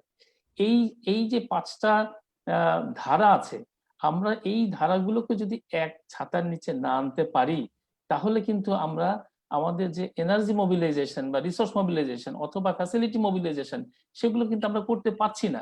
এবং এটি কিন্তু আমাদের চোখের সামনেই আছে যে আমরা মনে হচ্ছে যেন স্বাস্থ্য ব্যবস্থাপনার মধ্যে সরকার নিয়ন্ত্রিত যে স্বাস্থ্য ব্যবস্থাপনা সেগুলোই আমাদের আসল ইস্যু। আমাদের যে সামনে একটা বড় অংশ আছে, অর্থাৎ 65% স্বাস্থ্য সেবা যে আমাদের প্রাইভেট সেক্টর গুলো দিচ্ছে, তাদেরকে কিন্তু আমরা আমাদের আওতায় আনতে পারিনি। কেন পারিনি? আমার যেটা মনে হয়, আমাদের এ পর্যন্ত, আমি যদি ভুল হয়ে থাকে আমি ক্ষমা চেয়ে নিচ্ছি, এ পর্যন্ত আমাদের যতগুলো কমিটি হয়েছে সেই কমিটির মধ্যে এই স্টেক হোল্ডার গুলো আছে কিনা। যদি না থাকে, অর্থাৎ আমার non profit for profit private organisation গুলো যদি এই কমিটির মধ্যে না থাকে, তাহলে আমরা তাদের ভালো মন্দ সুবিধা অসুবিধা অথবা তাদের যে যোগ্যতা আছে সেগুলোকে আমরা কিভাবে এক্সট্রাক্ট করতে পারবো, এইটা যদি আমরা মোবিলাইজ করতে না পারি, তাহলে হোলিস্টিক অ্যাপ্রোচ অর্থাৎ একটা খণ্ডিত ইয়ে নিয়ে যদি আমরা দৌড়াই, তাহলে কিন্তু আমাদের ইচ্ছিত লক্ষ্যে পৌঁছাতে পারবো না। যেন মনে হচ্ছে আমরা একটা ম্যারাথন রেসে আছি, অর্থাৎ আমাদের কোভিড আছে 5টা ট্র্যাকের মধ্যে 2 নম্বর ট্র্যাকে কোভিড দৌড়াচ্ছে, আমরা 4 নম্বর ট্র্যাকে দৌড়াচ্ছি। এই অবস্থা থাকলে হবে না, আমাদের হপ স্ট্যান্ড জাম্পে যেতে হবে। কোভিড এর আগে যদি আমরা না যেতে পারি, তাহলে আমি মনে করি আমাদের সামনে আরো ভয়াবহ পরিণতি আছে। আমরা থিওরিটিক্যালি যত কথা বলি, প্র্যাকটিক্যালি ততটা না মনে হয়। আমি মাঠের মানুষ, আমি মাঠের কথাই বলি। প্রশ্ন এসছে যে নন কোভিড পেশেন্টদের কি অবস্থা হবে। নিশ্চয়ই আমরা এইটা চিন্তা করতে গেলে দেখতে হবে যে বিশ্ব কিভাবে করছে, আমরা কেন্দ্র থেকে কিভাবে করতে পারি, মাঠ কিভাবে করবে। বিশ্ব যেভাবে করছে, আমরা প্রতিনিয়ত, আপনারা জানেন যে বাংলাদেশে বিভিন্ন প্রফেশনাল অর্গানাইজেশনস গুলো আছে, যেমন ধরেন সোসাইটি অফ মেডিসিনস আছে, সোসাইটি অফ সার্জনস আছে, Bangladesh society of radiation oncologist, cancer society, এরকম প্রফেশনাল অর্গানাইজেশন গুলো কিন্তু আমরা প্রতি 2 সপ্তাহ পর পর প্রায় আমাদের যে ইন্টারন্যাশনাল অর্গানাইজেশন গুলো আছে, অর্থাৎ এই কোভিড সিচুয়েশনে এই যে বিশেষ করে international atomic energy commission, association for American society of medical oncology বা ইন্টারন্যাশনাল হেমাটোলজিক্যাল সোসাইটি, এই সোসাইটি গুলোর সাথে আমরা রেগুলার ওয়েবিনারে মিটিং করছি যে এই 2 সপ্তাহ 3 সপ্তাহ পর পর যে পরিস্থিতি পরিবর্তন হচ্ছে, আমরা আমাদের রোগীদেরকে কিভাবে সেবা দিব। ধরা যাক ক্যান্সার রোগীদের কি অনেকে একটা আতঙ্কের মধ্যে হচ্ছে যে আমাদের ক্যান্সার রোগীদের চিকিৎসা আমরা কোভিডের কারণে নিতে পারছি না বা দিতে পারছি না। 3টি ভাগে ভাগ করা হয়েছে যে এই মুহূর্তে ইমার্জেন্সি যে রোগীগুলো আছে সেগুলোকে আমরা কিভাবে সেবা দিব। যে রোগীগুলা কেমোথেরাপি পাচ্ছিল ইনজেক্টেবল ফর্মে, সেটি যদি আমরা কেমোথেরাপি দিয়ে আমরা স্বাস্থ্য স্থাপনায় নিতে চাই, তাহলে কোভিডে আক্রান্ত হওয়ার ঝুঁকি যেমন তার থাকে, পাশাপাশি যেহেতু ইমিউনো কম্প্রোমাইজড আমাদের এই রোগীগুলো, তারা কিন্তু আরো বেশি ভালনারেবল হয়ে যাবে। সুতরাং আমার বিকল্প কিছু আছে কিনা? আছে। আমাদের বিকল্প হচ্ছে যেটা ইনজেক্টেবল ফর্মে ছিল সেগুলোকে আমরা ওরাল ফর্মে নিয়ে আসবো। এবং আরেকটি হচ্ছে যে রোগীগুলাকে আমরা এই মুহূর্তে চিকিৎসা দিলে পরে সম্পূর্ণ সুস্থ করতে পারবো, সেই রোগীগুলোকে আমরা কিভাবে আমাদের স্বাস্থ্য স্থাপনায় নিব। এখন এই কথাগুলো কে কাকে বলবে? এই কথাগুলো বলার জন্য আমাদের জন্য সবচেয়ে বড় জায়গা হচ্ছে আমাদেরকে মিডিয়া গুলাকে কিন্তু খুব পরিষ্কার ভূমিকা পালন করতে হবে। এখন যেহেতু আমাদের রোগীর সংস্পর্শে আমরা কম আসছি, আমাদেরকে বলতে হবে যে কত পরিমাণ রোগীকে আমরা আমাদের নন কোভিড পেশেন্টের স্থাপনায়, বা এখন কিন্তু নন কোভিড কোভিড একই হাসপাতালেই হওয়ার কথা, আমার যদি আলাদা একটা বুথ থাকে অথবা একটা স্ট্র্যাটা থাকে যেখানে অন্তত পক্ষে যে 5-6টা নন কোভিড রোগী বেশি ভালনারেবল, তারা যদি আমার কোভিডে আক্রান্ত হয়ে যায় তার আসা যাওয়া চিকিৎসা চলাকালীন, তাহলে সে কিন্তু সরাসরি আইসিইউতে চলে যাবে। কিরকম? ধরা যাক হাইপারটেনসিভ যে পেশেন্ট গুলো আছে, আমাদের ডায়াবেটিক যে পেশেন্ট গুলো আছে, আমাদের কিডনি ডিজিজের যে পেশেন্ট গুলো আছে, আমাদের ক্যান্সারের যে পেশেন্ট গুলো আছে, এই রকম অন্তত 4 থেকে 5টা দীর্ঘমেয়াদী রোগের যে রোগীগুলা, তাদেরকে যদি আমরা একটা ট্র্যাকে রাখতে পারি, আমরা একটা রুমের মধ্যে লিখেই দিলাম যে এই ধরনের, কারণ আপনারা জানেন যে আমাদের অশিক্ষিত লোকও যিনি দীর্ঘমেয়াদী রোগে ভোগেন তিনি কিন্তু জানেন যে তিনি ব্লাড প্রেশারের রোগী, তিনি কিন্তু জানেন তিনি কিডনির রোগী।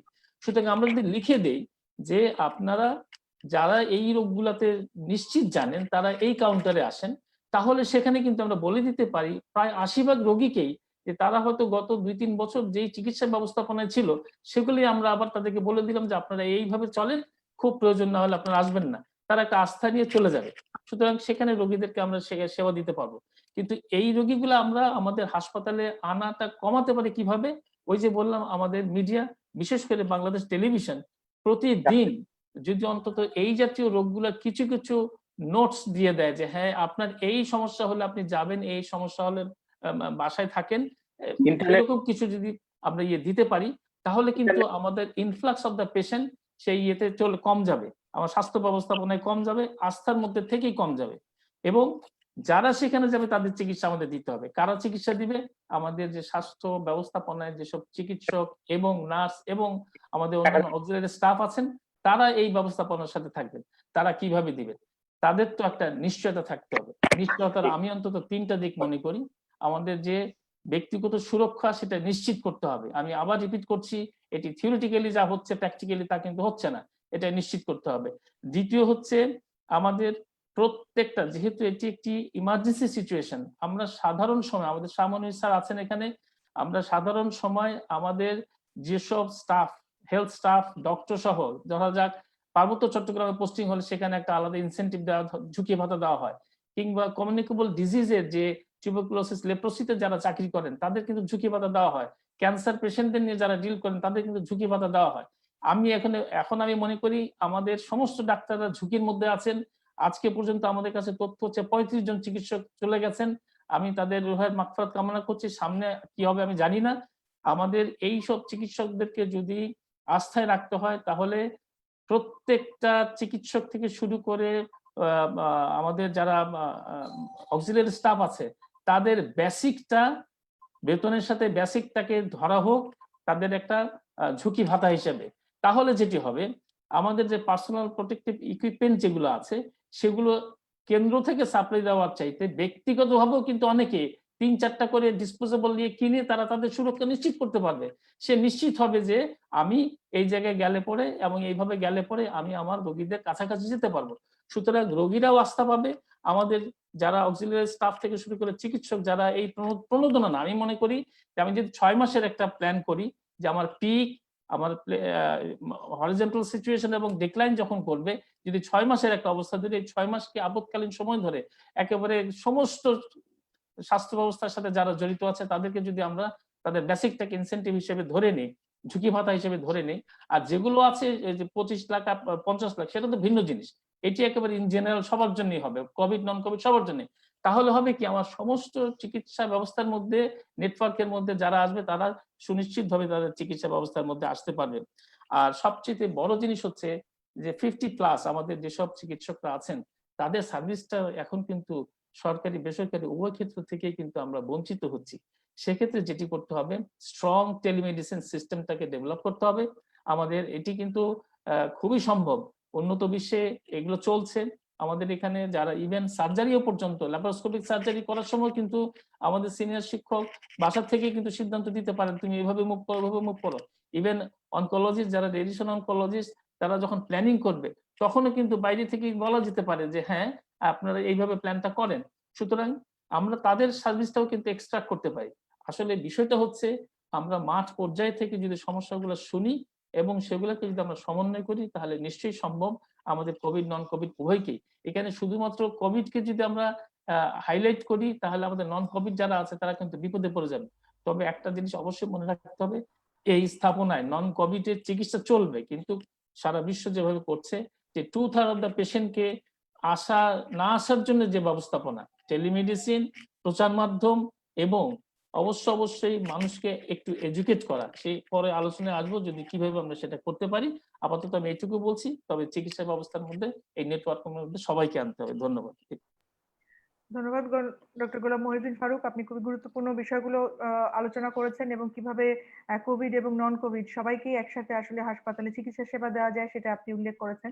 আমি আমাদের এই পর্যায়ে যে আমাদের বক্তা আছেন অ্যাডভোকেট সৈয়দ মাহবুল আলম তাহির, আপনার কাছে একটা বিষয় জানতে চাই যে বারবার আমাদের আলোচনায় উঠে আসছে যে আমাদের বেসরকারি যে স্বাস্থ্য ব্যবস্থা, প্রাইভেট সেক্টর আমাদের সাধারণ সময়ে কিন্তু একটা গুরুত্বপূর্ণ ভূমিকা পালন করে এবং আমরা যদি দেখি যে আমাদের বাংলাদেশ হেলথ বুলেটিনের যেই 2018 সালের রিপোর্ট, আমি যদি সেখান থেকে দেখি যে আমাদের total number of registered private hospital এবং ক্লিনিকের যে সংখ্যা বলা আছে সেখানে বলা আছে 5054টি ডিজি হেলথের যে রেজিস্টার্ড প্রাইভেট হসপিটাল এবং ক্লিনিক, এবং রেজিস্টার্ড প্রাইভেট ডায়াগনস্টিক সেন্টারের কথা বলা আছে 9527টি, যেটা ডিজিএইচএস এর রেজিস্টার্ডের অন্তর্ভুক্ত। এছাড়া হসপিটাল বেড বলা আছে প্রাইভেট সেক্টরে 90,587, যেটা ডিজিএইচএস এর যে স্বাস্থ্য ব্যবস্থা যে পরিচালিত তাদের যে হাসপাতালের বেড তার চেয়ে বেশি, যেটা তারা বলছে 60,000, সেখানে প্রাইভেট সেক্টরে রেজিস্টার যে হাসপাতালগুলোতে আছে 90,587। তো এখানে যেখানে প্রাইভেট সেক্টর একটা গুরুত্বপূর্ণ ভূমিকা পালন করেছে আমাদের অন্য সময়, কিন্তু বর্তমান পর্যায়ে এসে আমরা দেখছি যে তারা কিন্তু চরমভাবে আসলে ব্যর্থ হয়েছে এবং জনগণের মধ্যে একটা প্রচন্ড হতাশা এবং ক্ষোভেরও সঞ্চার হয়েছে যে তাদের বর্তমান যে রোলটা তারা প্লে করছে এবং তারা যে পেশেন্ট গুলোকে যেভাবে হয়রানির শিকার হতে হচ্ছে। তা আমি এখানে আপনাকে এই পর্যায়ে প্রশ্ন করতে চাচ্ছি যে এই প্রাইভেট সেক্টরকে আসলে আমরা কিভাবে রেগুলেট করতে পারি, তাদেরকে আমরা কিভাবে আসলে স্বাস্থ্য ব্যবস্থাপনায় নিয়ে আসতে পারি, বিশেষ করে এই ধরনের এমার্জেন্সি সিচুয়েশনে। অ্যাডভোকেট মাহবুল আলম।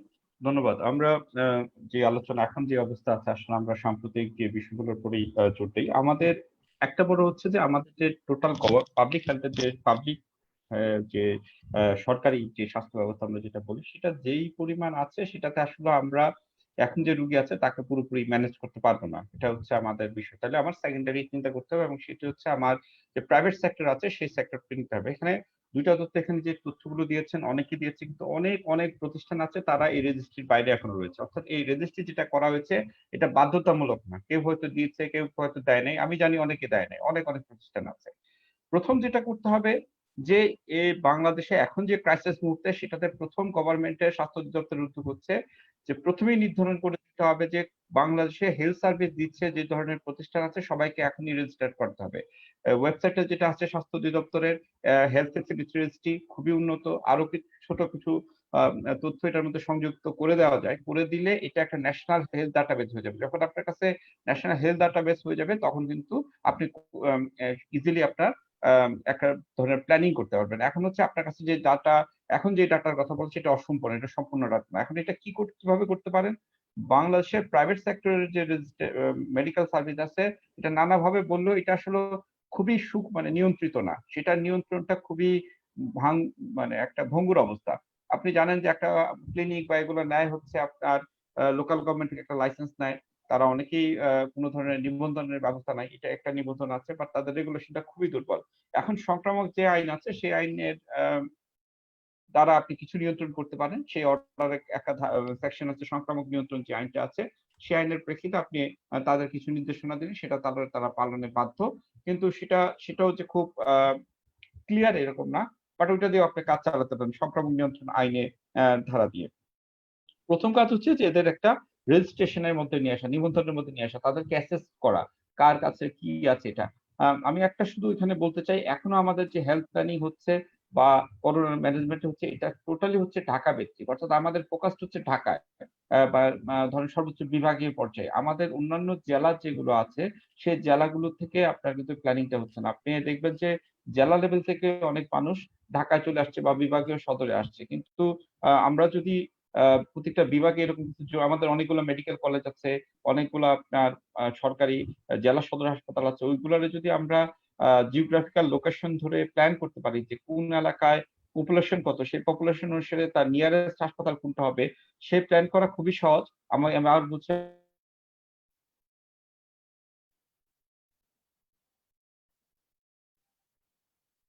তাহলে আপনার যে বিভাগ এবং ন্যাশনালি চাপটা পড়বে না। এবং এটা করতে অবশ্যই আমাদের একটা আইন লাগবে। এখন আমাদের সংক্রামক আইনে এই কাজটা করতে পারে। কিন্তু যতক্ষণ পর্যন্ত আপনার কাছে ডাটা না আসবে, আপনার কাছে তথ্য না আসবে, ততক্ষণ পর্যন্ত করতে হবে না। এখন পর্যন্ত যেটা হয় নাই। দ্বিতীয় যেটা হচ্ছে, এখানে অনেকগুলো আলোচনা হচ্ছে, এটা করতে হবে, ওইটা করতে হবে। আমাদের একটা ন্যাশনাল টেকনিক্যাল কমিটি হচ্ছে, ভেরি গুড। কিন্তু এটার জন্য আমার মনে হয় একটা ন্যাশনাল হেলথ কমান্ড করা উচিত। ন্যাশনাল হেলথ কমান্ড, আমি আপনাকে একটা ছোট্ট উদাহরণ দেই যে বাংলাদেশে ধরেন আলোচনা হয়েছে যে আমাদের আইসিইউর ব্যবস্থা লাগবে, এই লাগবে। আমরা দেখছি অনেকেই জীবন রক্ষাকারী উপকরণ বানিয়েছে, দিতে পারবে বলছে, কিন্তু ৩ মাসে এটার কোনো ডেভেলপমেন্ট নাই।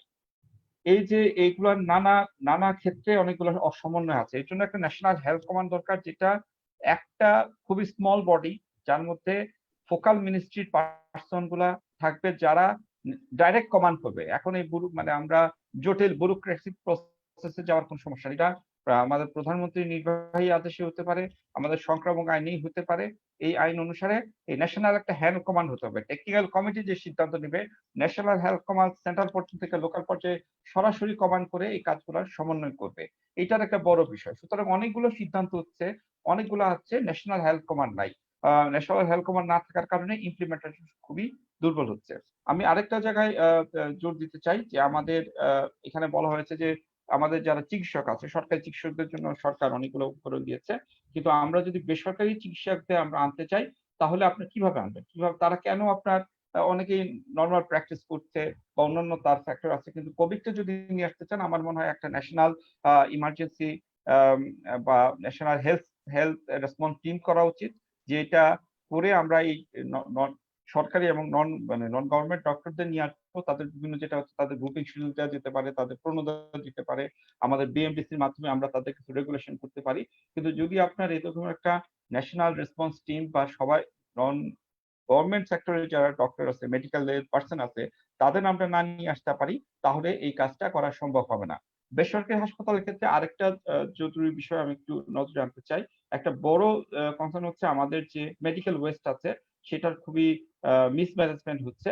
এখন এই মেডিকেল ম্যানেজমেন্ট আমার সরকারি হাসপাতালের যে হিউম্যান রিসোর্স আছে যারা ক্লিনিং করে এবং আমার যারা নন গভর্নমেন্টের ক্লিনিং করে, এর মাধ্যমে আপনি কিন্তু এই ম্যানেজমেন্ট করতে পারবেন না। তাহলে আবার আপনার ফিরে আসতে হবে যেটার ম্যানেজমেন্টটা কি হবে। এখানে আপনার আবার লোকাল গভর্নমেন্টকে আপনার ইনভলভ করতে হবে। আমরা যদি এই মুহূর্তে লোকাল গভর্নমেন্টকে আমরা ইনভলভ করে ফেলি এই ক্লিনিং এর সাথে, তাহলে কিন্তু আমার এই ম্যানেজমেন্ট হবে। এই টোটাল প্রস্তুতির জন্য আপনার দুইটা দরকার, একটা হচ্ছে ন্যাশনাল হেলথ কমান্ড এবং আপনার সংক্রামক যে নিয়ন্ত্রণ আইন আছে সেই আইনটার এক্সারসাইজ করা। এবং এই আইনটা এখন পর্যন্ত যেভাবে করা হচ্ছে সেটার ইমপ্লিমেন্টেশনটা আসলে পুরো আইনটার ক্ষমতা প্রয়োগ করা হচ্ছে না, বা এটার আমি বলবো যে যথোপযুক্ত ব্যবহার করা হচ্ছে না। পাশাপাশি যেটা দরকার যে আইনের যে গ্যাপ থাকবে বা এই আইনে যদি থাকে ইমার্জেন্সি একটা ব্যবস্থা থাকা দরকার, যে অ্যামেন্ডমেন্ট করে ওই ক্ষমতাগুলা ওই কমিটিকে দিয়ে দেওয়া বা ওই আইনে সংযুক্ত করে দেওয়া। জি আপা। জি, ধন্যবাদ মাহবুব আলম তাহিম। আপনার যে আইনগত দিকগুলো আপনি বলেছেন আমরা সেগুলো শুনলাম।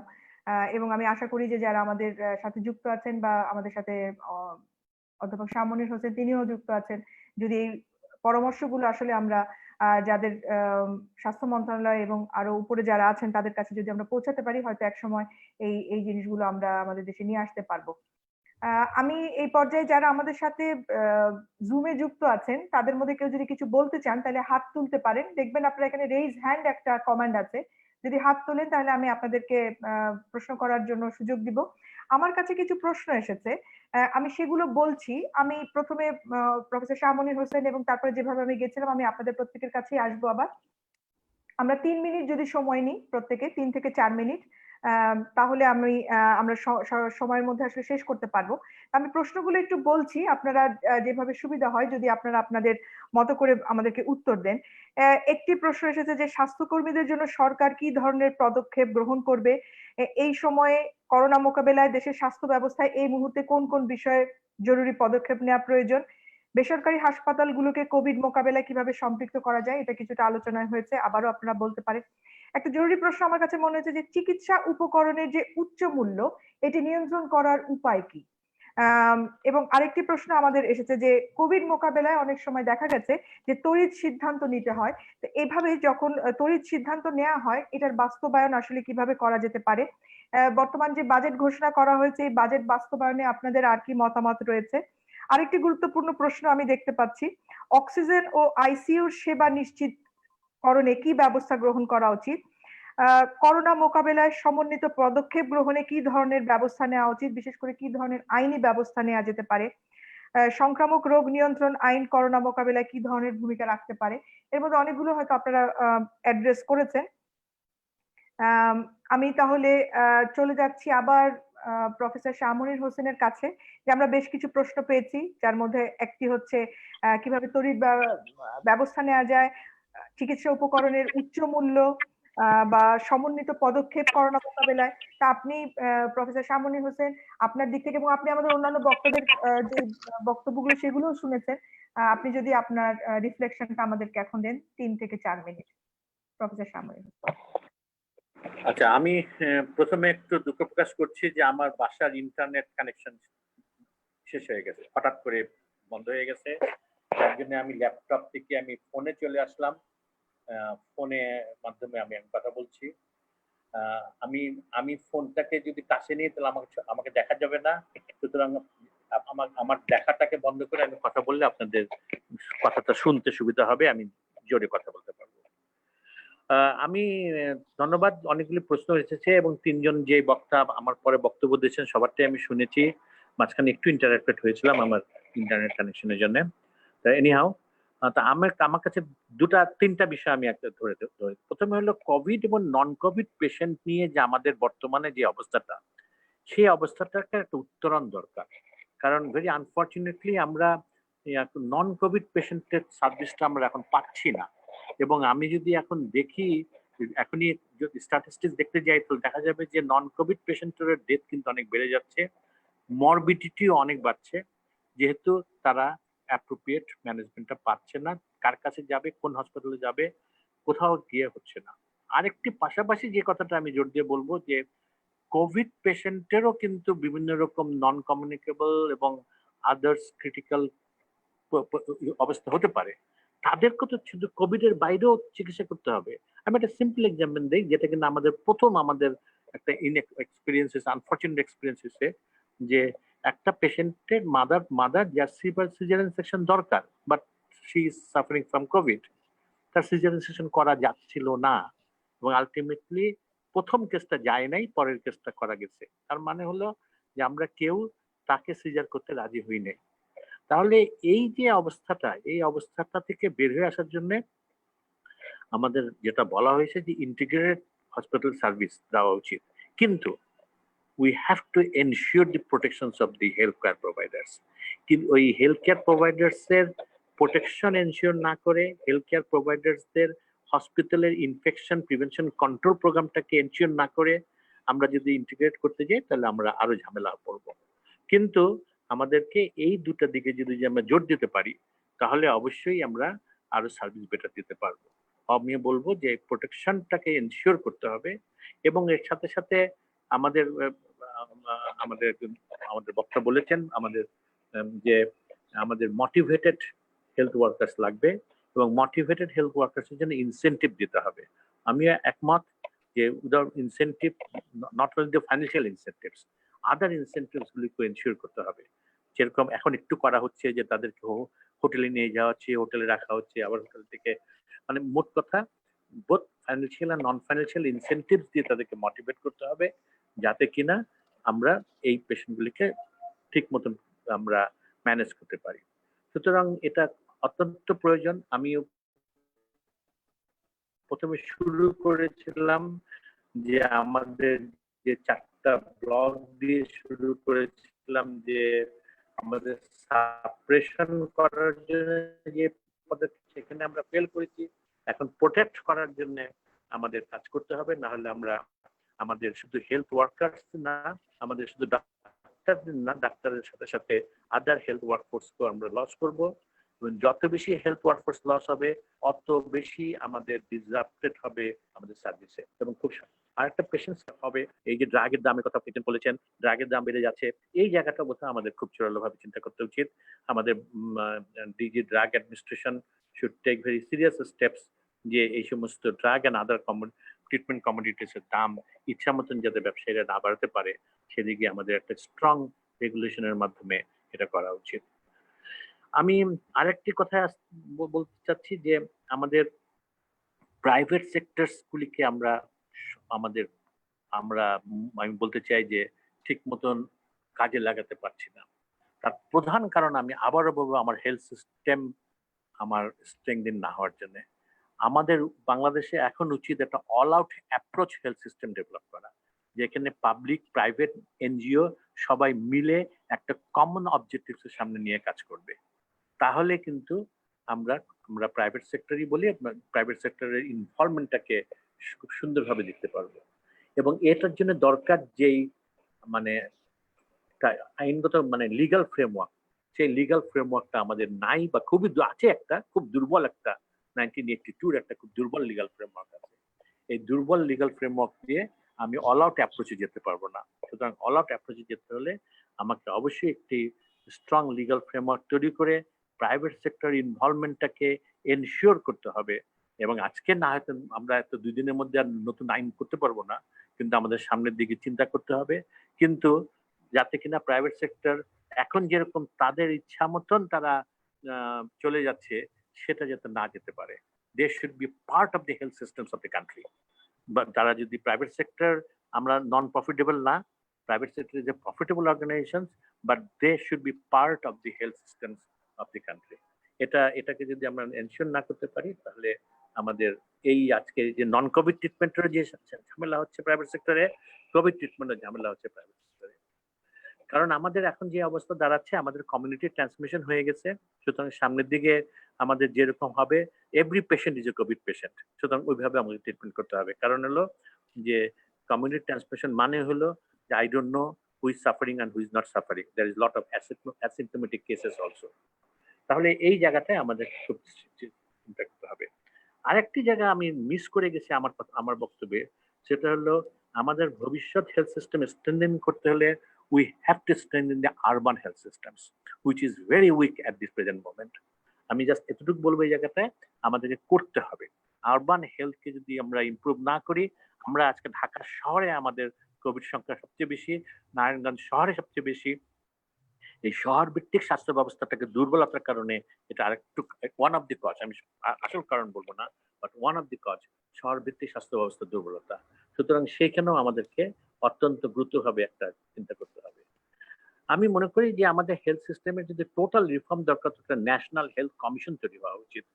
আমি বলবো ন্যাশনাল হেলথ কমিশন যদি করা যায় তাহলে হয়তো আমরা সামনের দিকে আমাদের ঠিক এর এখন যেরকম হেলথ ক্যাডার বলে একটা ক্যাডার সার্ভিসের মধ্যে হেলথ সার্ভিস চালানো হচ্ছে, এটা বোধহয় ঠিক না। কারণ অন্যান্য cadre and health cadre is quite different.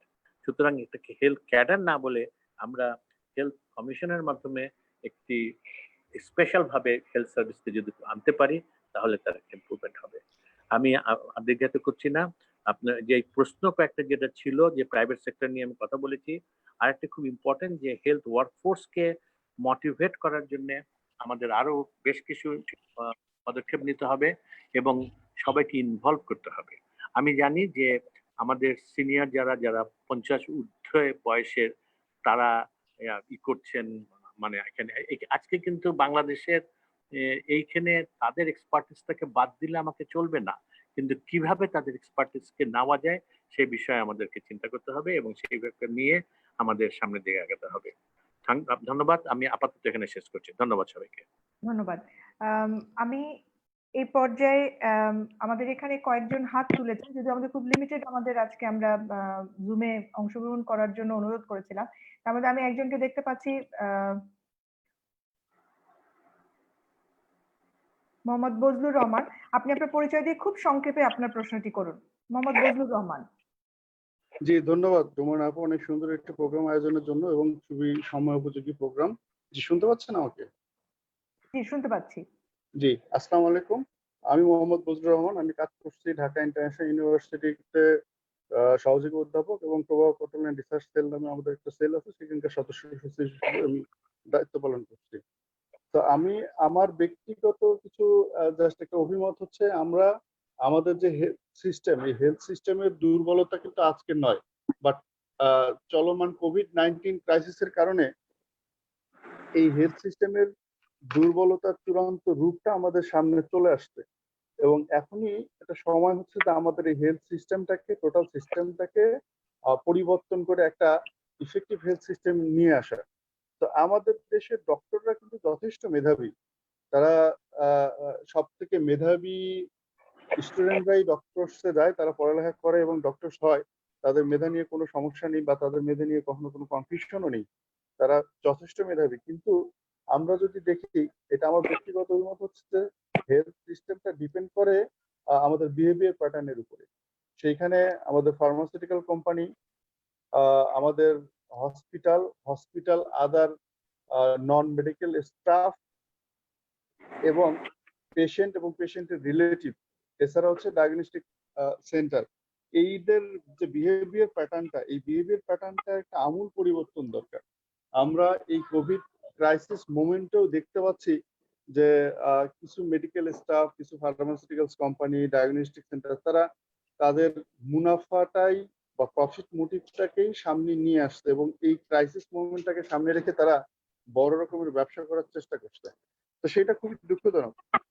তো এই বিহেভিয়ার প্যাটার্নটা যদি আমরা পরিবর্তন করতে পারি এবং আমাদের যে হেলথ সিস্টেম আছে, এই সিস্টেমটার পরিবর্তন, যেমন একটু আগে স্যার বললেন যে আমাদের রুরাল লেভেলের হেলথ সিস্টেমটাকে ডেভেলপ করতে হবে। সবাইকে কেন চিকিৎসার জন্য ঢাকায় আসতে হবে বা সবাইকে শুধু বিভাগীয় শহরে যেতে হবে? তো আমরা যদি আমাদের সৈয়দ মাহবুবুল আলম তাহিনী ভাই যে কথাটা বললেন যে পপুলেশনের দিক থেকে যদি আমরা করতে পারি তাহলে এটা খুব ভালো হবে। তো আমি আজকে বক্তাদেরকে অনুরোধ জানাবো যে এই বিষয়টাকে যদি তুলে ধরে আমাদের বিহেভিয়ার প্যাটার্ন এবং হেলথ সিস্টেমটার এমন পরিবর্তন করা যায়, তাহলে আমার মনে হয় আমরা এই স্বাস্থ্য থেকে আমরা খুব সুফল পাবো বলে আশা করি। ধন্যবাদ বজলুর রহমান। আমি এবার চলে যাচ্ছি। ধন্যবাদ আপনার প্রশ্নের জন্য। আমি নিশ্চিত যে আমাদের যারা আছেন বক্তা তারা শুনতে পেয়েছেন আপনাকে। জনাব মাজহারুল হক, আপনি যদি আপনার বক্তব্য দেন। আমাদের বেশ কিছু প্রশ্ন আমি আগেও বলেছি এবং একজন বক্তাও এখন বলেছেন। জি, ধন্যবাদ আপনাকে। আমি এইমাত্র যে প্রশ্নটা করেছেন এবং যে পরামর্শটা উনিও দিয়েছেন, সেটার বেলায় আসতে গেলে যেই কথাটা প্রথমেই আসতে হয়, দেখুন এটা আচরণের ব্যাপার। আচরণের ব্যাপারটা সবসময় মনে রাখতে হবে যে এইটা কোনো একটা প্রফেশনের আচরণের ব্যাপার না।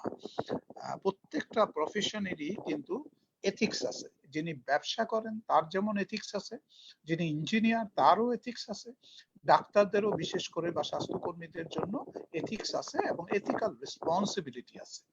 এখন আমাদের সমস্যা হচ্ছে কি, সমাজের রাজনীতিবিদ থেকে শুরু করে আপনার যারা নাকি ক্ষমতায় আছেন তারাও এবং তাদের যে নেতা কর্মীরা আছেন তারা বিভিন্ন প্রফেশনের বিভিন্ন জায়গায় আছেন বিভক্ত হয়ে। সুতরাং আমরা যে বিহেভিয়ারাল প্যাটার্ন বা বিহেভিয়ারাল অ্যাটিটিউড আমরা এক্সপেক্ট করি প্রত্যেকের কাছে, সেটা কিন্তু সর্বজনের জন্য প্রযোজ্য। শুধুমাত্র ব্যবসায়ী, ফার্মাসিস্ট বা ডায়াগনস্টিক সেন্টার বা হসপিটালের বেলায় শুধু প্রযোজ্য না, সেটা ডাক্তার, নার্স, প্যারামেডিক্স এর বেলায় শুধু প্রযোজ্য না, এটা সবার জন্য প্রযোজ্য। এবং সমাজে যখন অবক্ষয় হয় তাদের কাছে, যদি নেতা নেত্রীদের কাছে তারা যদি সেই এথিক্যাল রেসপন্সিবিলিটিটা বা এথিক্যাল ইস্যুস গুলি তাদের কাছে যদি সেই রকম মূল্যবান না হয়, তখন কি হয়? মাছের পচন ধরে কিন্তু আপনার মাথায়, সুতরাং লেজে পচন ধরে কখন? মানে সমাজের সর্বস্তরে যখন নাকি আপনি দেখেন যে নৈতিকতার অবক্ষয় হচ্ছে, মূল্যবোধের অবক্ষয় হচ্ছে, তখন আপনি কোনো একটা সেকশনের কাছে কিন্তু এটা পাবেন না। সুতরাং আমাদেরকে যেটা করতে হবে, আমাদের নেতা নেত্রীদের প্রথমে বা ডিসিশন মেকারদের বা যারা রেসপন্সিবল পারসনস বা কর্ণধার, তাদের কাছ থেকে আমাদের কিন্তু এই জিনিসগুলি প্রথম পেতে হবে। সুতরাং মূল জায়গা হলো ওটা। সুতরাং সেই জায়গা থেকে যতক্ষণ পর্যন্ত না এইটা আমরা শিখছি বা আমাদের পরবর্তী প্রজন্ম শিখছে, ততক্ষণ পর্যন্ত কিন্তু আমরা এটা আশা করতে পারি না। আমি জাস্ট ছোট্ট করে জবাবটা দিলাম, আমার মনে হয় প্রশ্নকর্তা বুঝতে পেরেছে। এখন আমি যে এর আগের প্রশ্নগুলি এসছে, কোভিড এর সময় আজকে সবচেয়ে বড় সমস্যা যেটা দেখা দিয়েছে, আমি প্রথমে কিছুটা টাচ করেছি যে আমাদের কোভিড নিয়ন্ত্রণে সারা দেশব্যাপী কমিউনিটি ট্রান্সমিশন হওয়াতে যেটা ছড়িয়ে গেছে সারা দেশব্যাপী, এইখানে পৃথিবীর বিভিন্ন দেশ যেখানে তাদের একটা স্ট্র্যাটেজিক এক্সিট প্ল্যানের মাধ্যমে লকডাউন থেকে বেরিয়ে আসছে এবং তারা প্রথমে লকডাউন গুলি ঠিক সময় মতো সঠিক সিদ্ধান্ত নিয়ে ঠিকভাবে বাস্তবায়ন করেছে, তাদের অবস্থাটা দেখেন আর বাংলাদেশের অবস্থাটা দেখেন। আমি একটা প্রস্তুতির কথা বলবো এবং কৌশলের কথা বলবো। প্রথম কথা হলো, আমাদের এরকম একটা প্যান্ডেমিক যে আসছে, এইটা WHO ওয়ার্ন করার আগে কিন্তু আমরা জানি। কিভাবে জানি? আমরা ডাক্তাররাও জানি, আমাদের স্বাস্থ্য কর্মকর্তারাও জানেন, নীতি নির্ধারকরাও জানেন, কারণ আজকাল এই ডিজিটাল যুগে কোনো জিনিসই কিন্তু লুকানো থাকে না। উহানে যখন নাকি এই সমস্যাটা হলো কোভিডের, তখন থেকে কিন্তু সবাই এটা ফলো করছেন এবং প্রত্যেক দেশও ফলো করছে এবং WHO টাইম টু টাইম কিন্তু ওয়ার্ন করে আসছে। সেই জায়গায় আপনি দেখেন ওরা যে পন্থা অবলম্বন করে এটাকে নিয়ন্ত্রণ করেছিল এবং পৃথিবীর অন্যান্য দেশ তাকে ফলো করেই কিন্তু নিয়ন্ত্রণ করেছে। আমাদের কথা হলো যে প্রত্যেকটা দেশ কিন্তু তার কৌশল আগে ঠিক করে নিয়েছে এবং সেই কৌশল অনুযায়ী প্রস্তুতি নিয়েছে, সেই কৌশল অনুযায়ী তারা প্ল্যানিং করেছে, সেই প্ল্যানিংটাকে তারা কৌশল অনুযায়ী বাস্তবায়িত করেছে, সেই কৌশলটাকে তারা মনিটর করেছে এবং আলটিমেটলি তারা কিন্তু একটা এই করোনা নিয়ন্ত্রণে সাকসেসফুল হয়েছে এবং আজকে তারা স্বাভাবিক অবস্থায় ফিরে যাচ্ছে। আপনি 6টা দেশ, আজকে সবাই জানি কোন 6টা দেশ তাদের কোভিড শূন্য দেশ হয়ে গেছে এবং সৌভাগ্যবশত আমি সেরকম 2টো দেশে কাজও করে এসেছি। আপনি ইস্ট তিমুরের কথা ধরেন, সবচেয়ে দরিদ্র একটা দেশ ছিল, আজকে সেই দরিদ্র দেশটা জনসংখ্যাও কম তাদের, কিন্তু তাদের কৌশলে তারা কিন্তু মুক্ত হয়েছে। আপনি নিউজিল্যান্ড, ছোট দেশ, মানুষ কম, ঠিক আছে ভাবলাম, কিন্তু তাদের সেই দেশের জন্য তাদের কৌশলে তারা কিন্তু আজকে এটাকে নিয়ন্ত্রণ করেছে। ভিয়েতনামের কথা ধরে নিয়ন্ত্রণ করেছে। সুতরাং এইরকম যে 6টি দেশ কালকে ঘোষণা এসেছে যে তারা নিয়ন্ত্রণ করেছে এবং কোভিড মুক্ত হয়েছে, আমি তাদের কথা ধরেই, সূত্র ধরেই কথাটা বলবো যে বাংলাদেশের কৌশলটা কি ছিল, অ্যাটল ছিল কিনা। কারণ প্রস্তুতির বেলায় আমরা যখন দেখলাম আমাদের এই সার্ক কান্ট্রিজ এর মালদ্বীপ, তারা ডিসেম্বরের শেষের দিকে আমরা জানি এই কোভিড সম্বন্ধে, তারা ফেব্রুয়ারি মাসের ভিতরে যেই কাজটা প্রথম করেছে সেইটা হলো টেস্টের জন্য যে কিট, সেইটা তারা আমদানি করে রেডি হয়ে বসে আছে যাতে কোভিড আসা মাত্র তারা টেস্টটা করতে পারে। আপনি এখন বাংলাদেশের প্রেক্ষাপটটা আনেন, আমার কি প্রস্তুতি ছিল? আমি জানি কোভিড আসতেছে, আমার IDCR এর মতো একটা সংস্থা সে টেস্ট করা শুরু করলো। এইটা 17 কোটি লোকের একটা দেশে এইটা কি কোনোদিন প্রস্তুতি হতে পারে যে আমার একটা ল্যাবরেটরি করবে এবং তাও আবার কিট সমস্যা থাকবে? সুতরাং এই যে প্রস্তুতির বেলায় আমি মনে করি যে আমাদের কোনো কৌশল ছিল না, প্রস্তুতিতে আমরা প্রথমেই ফেল করেছি এবং যেই ফেইলের যে আমাদের খেসারত যে জাতি দিতে হচ্ছে আজকে, আপনি দেখেন এখনো পর্যন্ত সার্ক কান্ট্রিজ গুলির মধ্যে কিন্তু বাংলাদেশ সবচেয়ে আফগানিস্তানের পরে সবচেয়ে কম পরীক্ষা করে। সুতরাং আমি এটুকু বলে শেষ করছি যে আমাদের এখন যে সংক্রমণ হয়ে গেছে সেই সংক্রমণের সময় আমাদের এখনো সঠিক কৌশলটা নিতে হবে। সেইটা হলো আমরা যে জোন ভাগ করেছি সেটা জেলাওয়ারি ভাগ করে আমরা যাতে প্রতি জেলায় যেগুলি সবুজ জেলা, লাল জেলা, হলুদ জেলায় আলাদা আলাদা কৌশল করি এবং এই দায়িত্বটা এবং দায়বদ্ধতা যেন সিভিল সার্জনকে দেই এবং সেই হিসাবে যাতে কোভিডটা নিয়ন্ত্রণের জন্য 2018 সালের যে আইনটা আছে সেই আইনটাও কার্যকর করি। ধন্যবাদ সবাইকে। আমি হয়তো আর থাকতে পারবো না, আপনাদেরকে ধন্যবাদ। ধন্যবাদ জনাব মাজহারুল হক, আপনার আজকে আমাদের সাথে জয়েন করেছেন এবং আপনার যে গুরুত্বপূর্ণ বক্তব্য, আমি আশা করি যে আমরা এই ব্যাপারে সরকারের দৃষ্টি আকর্ষণ করতে সক্ষম হব এবং তাদের কাছ থেকেও আমরা এই সমস্যাগুলোর সমাধানে যে দিক নির্দেশনাগুলো আমরা পেয়েছি সেগুলোতে তাদের আন্তরিকতা আমরা দেখতে পারবো ভবিষ্যতে। আমাদের সময় খুবই কম। আমি লাস্ট একটা প্রশ্ন এস এম আব্দুল্লাহ আপনাকে বলার জন্য অনুরোধ করছি, খুব সংক্ষেপে যদি আপনার প্রশ্নটি বলেন, তারপর আমরা আমাদের দুজন বক্তার কাছে চলে যাব, শেষ দুজন যিনি আছেন। আসসালামু আলাইকুম ম্যাম, আমি এস এম আব্দুল্লাহ আর্ট ফাউন্ডেশনে একজন রিসার্চ ফেলো এবং হেলথ ইকোনমিস্ট হিসেবে কাজ করছি। সম্মানিত আমাদের যারা প্যানেলিস্ট আছেন তাদের মধ্যে থেকে সবাইকে আমি দৃষ্টি আকর্ষণ করছি একটা বিষয়ে। আমরা জানি যে পাবলিক হেলথ সেক্টরে যে অর্থটি ব্যয় হয় সেই অর্থটি আসলে পাবলিক ফান্ড, এবং পাবলিক ফান্ড ব্যয় করার ক্ষেত্রে আমাদের আসলে ডিউ এফিকেসি এবং কেয়ার থাকা উচিত। তো আমরা ইতিমধ্যে দেখতে পেয়েছি করোনা রেসপন্স হিসেবে ইমার্জেন্সি ফান্ড সাপোর্ট দেওয়া হয়েছে, বিভিন্ন প্রতিষ্ঠানের কাছ থেকে আমরা সাপোর্ট পেয়েছি এবং এবছর আমরা বাজেট বরাদ্দেতেও দেখলাম যে বেশ কিছু পরিমাণ অর্থ অতিরিক্ত বরাদ্দ করা হয়েছে। স্যার, আমি আপনাদের কাছে জানতে চাচ্ছি, আমাদের এই স্বাস্থ্য খাতে করোনা মোকাবেলা নিয়ে অলরেডি প্রিপেয়ার্ডনেস এবং কম্পিটেন্সি ইস্যুতে আমরা বিভিন্ন রকম প্রশ্নের সম্মুখীন হয়েছি। তো এই ক্ষেত্রে ফান্ড স্পেন্ডিং এর ক্ষেত্রে এফিসিয়েন্সি এবং এফিকেসি বাড়ানোর জন্য শর্ট টার্মে আমরা কি করতে পারি? ধন্যবাদ স্যার। আমি চলে যাচ্ছি এখন ডক্টর গোলাম মহিউদ্দিন ফারুক।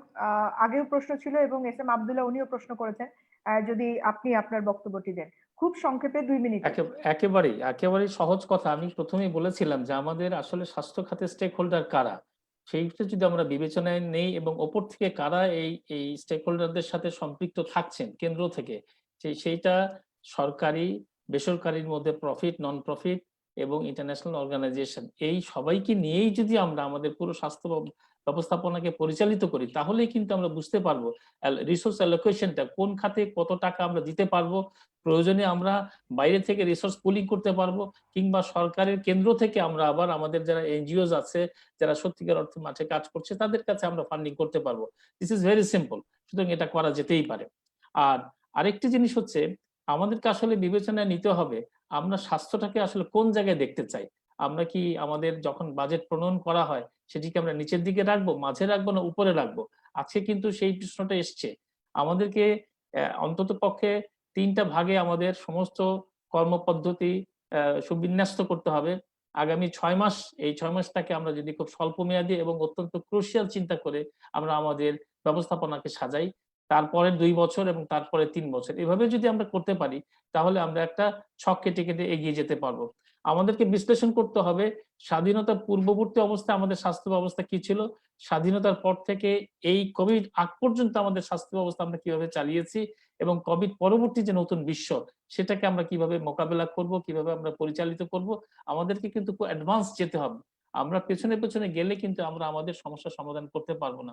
সুতরাং এই জায়গায় আমাদের আরেকটা জিনিস মাথায় নিতে হবে, আমরা বলছি স্বাস্থ্য সেবা এটি রাখবো, নাকি স্বাস্থ্য ব্যবসা সেটি রাখবো, নাকি আমরা স্বাস্থ্য চর্চা কোনটা? অর্থাৎ আমাদের প্রান্তিক মানুষটা যতক্ষণ পর্যন্ত তার স্বাস্থ্যের অধিকারের ব্যাপারে সচেতন না হবে, আমরা যত নীতি করি না কেন উপর থেকে চাপিয়ে দিলে কিন্তু সেটি আমার হবে না। সুতরাং নিয়তই আমার ঘর থেকে কিন্তু এই একটা দরিদ্র মানুষের কথা চিন্তা করে সেও যেন বুঝতে পারে যে স্বাস্থ্যে সে কিভাবে সম্পৃক্ত হতে পারে। সুতরাং খোল নলচে বদলে দেওয়ার মতো পরিস্থিতি এখন এসে গেছে।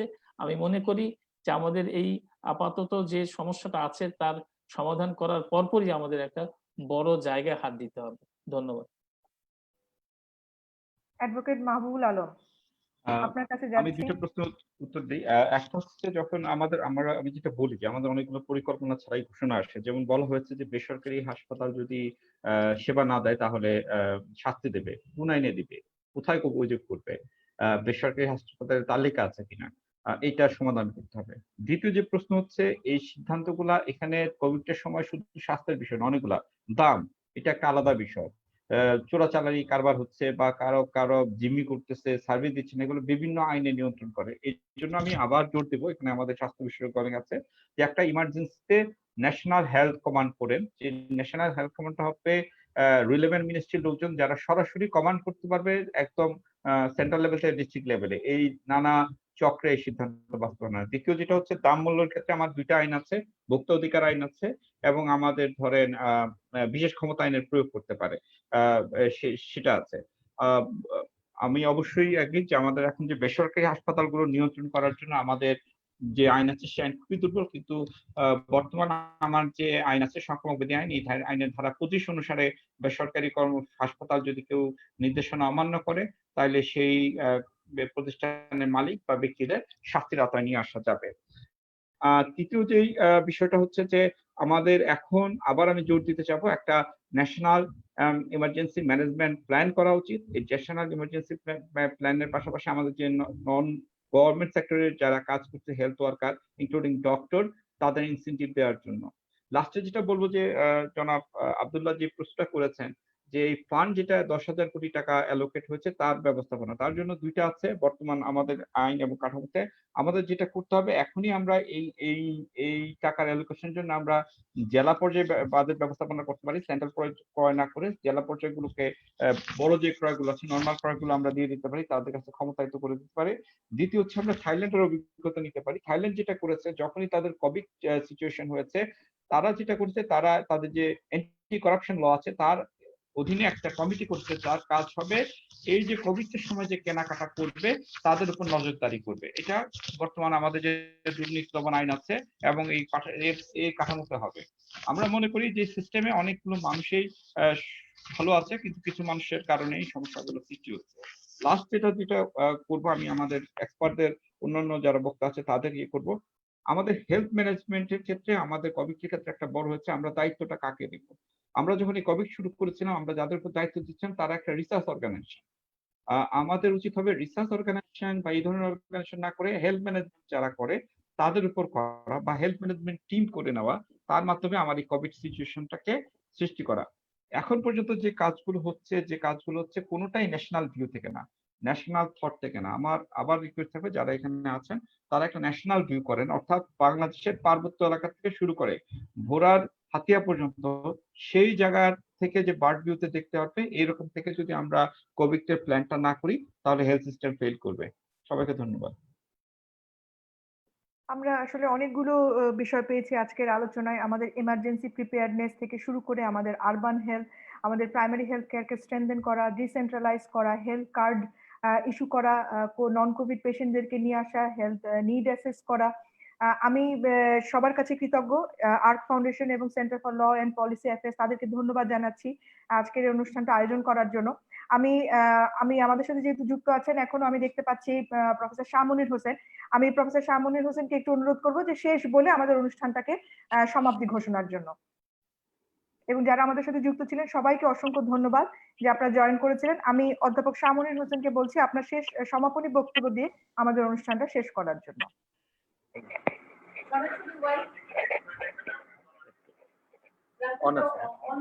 আচ্ছা, একটু হোল্ড করো। এই সুজন আছে, হ্যালো, জি সরি, আমি আসলে আজকে এই আমার ইন্টারনেট নিয়ে খুব ঝামেলার মধ্যে পড়ে গেছি। আচ্ছা, এনিহাউ, আমার মনে হয় আজকে অত্যন্ত সুন্দর আলোচনা হলো। সবাই মিলে যেটা আলোচনা করলাম সেই আলোচনা থেকে উঠে আসলো যে আমাকে এই প্রিপেয়ারনেস এন্ড রেসপন্সটাকে যদি আমি ঠিক মতন আগে প্ল্যান করে করতে পারতাম তাহলে হয়তো আজকে আমাদের অবস্থাটা আর একটু উন্নতি হতো। আমাদের এই অবস্থা নাই।